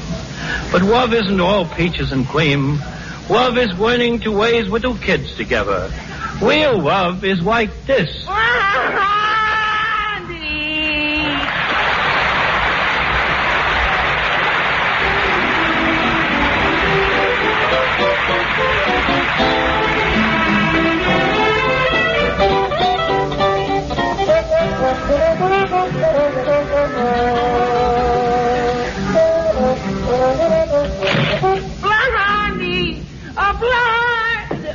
I'm right here. Yes, I see you.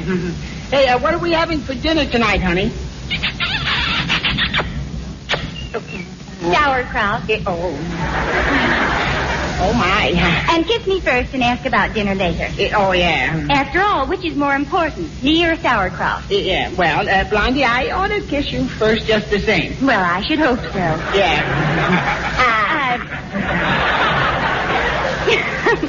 Dagwood, tell me, did you get Mr. Dithers to give you that raise? What raise is that? The one you didn't get yesterday? Oh, yes, that one. Yeah, Yeah. that one. You know, Mr. Dithers has been promising you for ages. Well, didn't you ask him? What happened? Well, he saw me coming, and before I could ask for a raise, he asked me if I would be willing to take a cut. Oh, Dagwood. Hello, Daddy. Did you get the raise? No, I didn't, Cookie. Oh, gee, Daddy. I was counting on you. Yeah. I guess I'll have to wear these same old ribbons in my hair. Well, I tried, Cookie. I tried.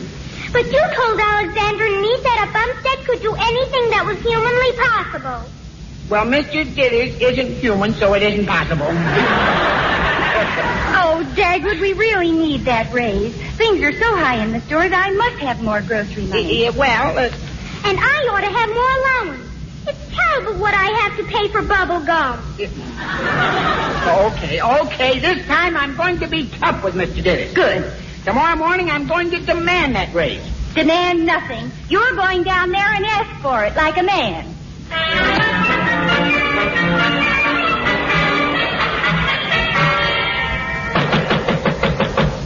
Who is it? It's Dagwood Bumstead, your valuable and brilliant assistant. Come in, BB Brain.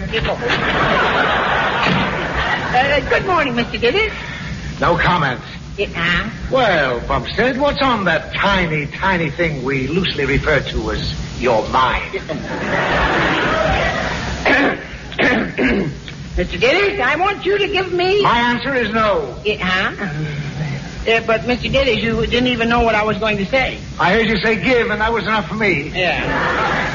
How do you know I wasn't going to ask you to give me permission to introduce you to a gorgeous girl who's dying to be your secretary, huh? Oh, well.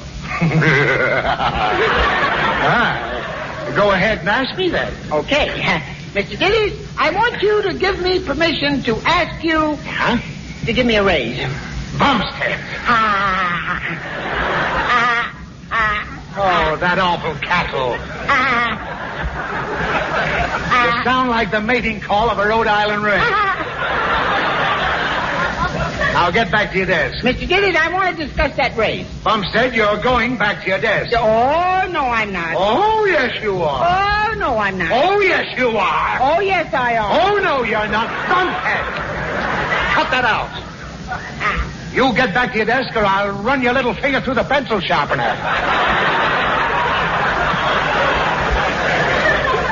Mr. Dithers, there are other construction companies who are looking for good men. That has nothing to do with you. Yeah. And if I don't get that raise, I'm going to quit. Oh. So you'd quit.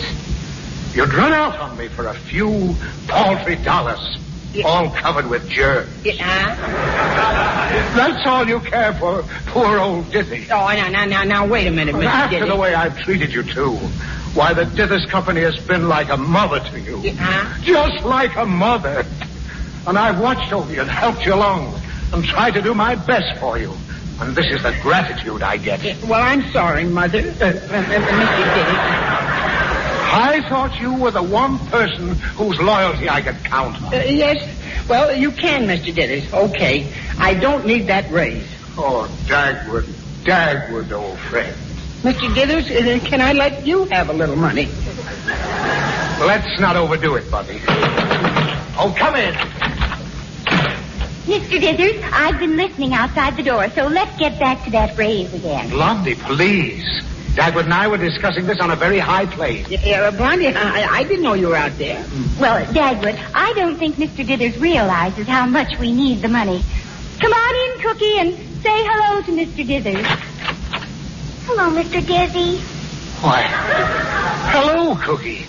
Why, the child's in rags. She's wearing nothing but rags. Well, that's right, Mr. Dithers. And it's getting cold, too, Mr. Dizzy. And we don't feel that Dagwood's asking too much, Mr. Dithers. Nothing but rags. Why, this is shocking. Bumstead, you should have demanded that I give you a raise. Oh, you coward. You should have choked me until I gave you the money you needed. Well, if you insist, just put your neck right in here. No. I'll give you the raise without the massage. Now go out and get some decent duds for this poor child. Well, thank you, J.C. Well, come on, Blondie and Cookie. Come on. Oh, Mr. Dithers, thank you so very much. Thank you, Mr. Dizzy. It's all right, but the name is Dithers. Yes, Mr. Dizzy. Now get those clothes. Oh, yes, sir. Hey, Blondie, what is this? Well, Mr. Dithers tried a sob story on you, so I tried one on him. And I got the raise, didn't I? Yeah, but where did we get these clothes Cookie's wearing? Where'd they come from? Oh, I'm taking her to a costume party, and fortunately, she decided to go as Raggedy Ann.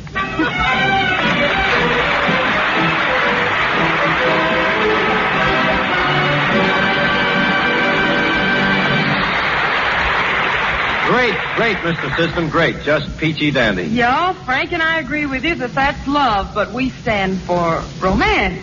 We stand for dreams. We stand for stardust. Would you stand for Hoagie Carmichael? Hoagie's one of my better friends. Because here's Hoagie Carmichael at the piano. Well, what do you know? Hi, everybody. Frank and Dinah, and a deep bow to that old CB system. You know, this is sort of a personal preview for me because, well, just 4 weeks from this Sunday afternoon, I'll be right here on this network, sitting where I like to sit most, at the piano, with Georgia on my mind.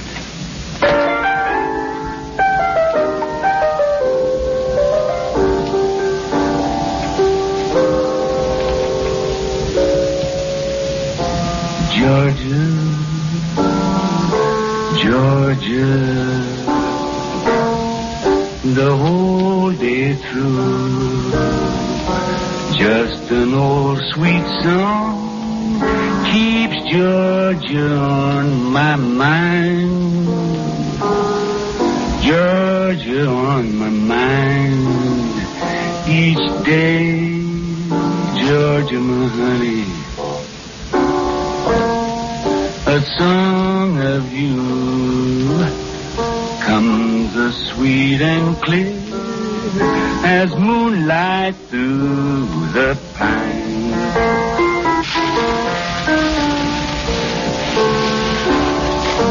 Other arms reach out to me. Other eyes smile tenderly. Still in peaceful dreams I see the road leads back to you, my pretty Georgia, beautiful Georgia. No peace I find, just an old sweet song keeps Georgia on my mind.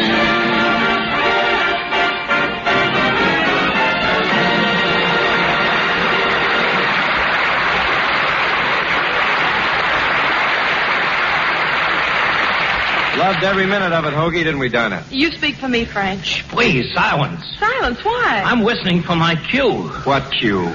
Every half hour, I tell the listeners what network they're listening to. Why? Why? I don't know. It's a rule in radio. You mean you're the man who No, don't say it, don't. You'll rouse up the network. You'll ruin me. I gotta wait for my cue. Now, listen. Stars in the afternoon. A preview of the biggest show in town will continue for another full hour after a brief pause for station identification. Come in, Mr. System. Yes, sir. This is CBS, the Columbia Broadcasting System.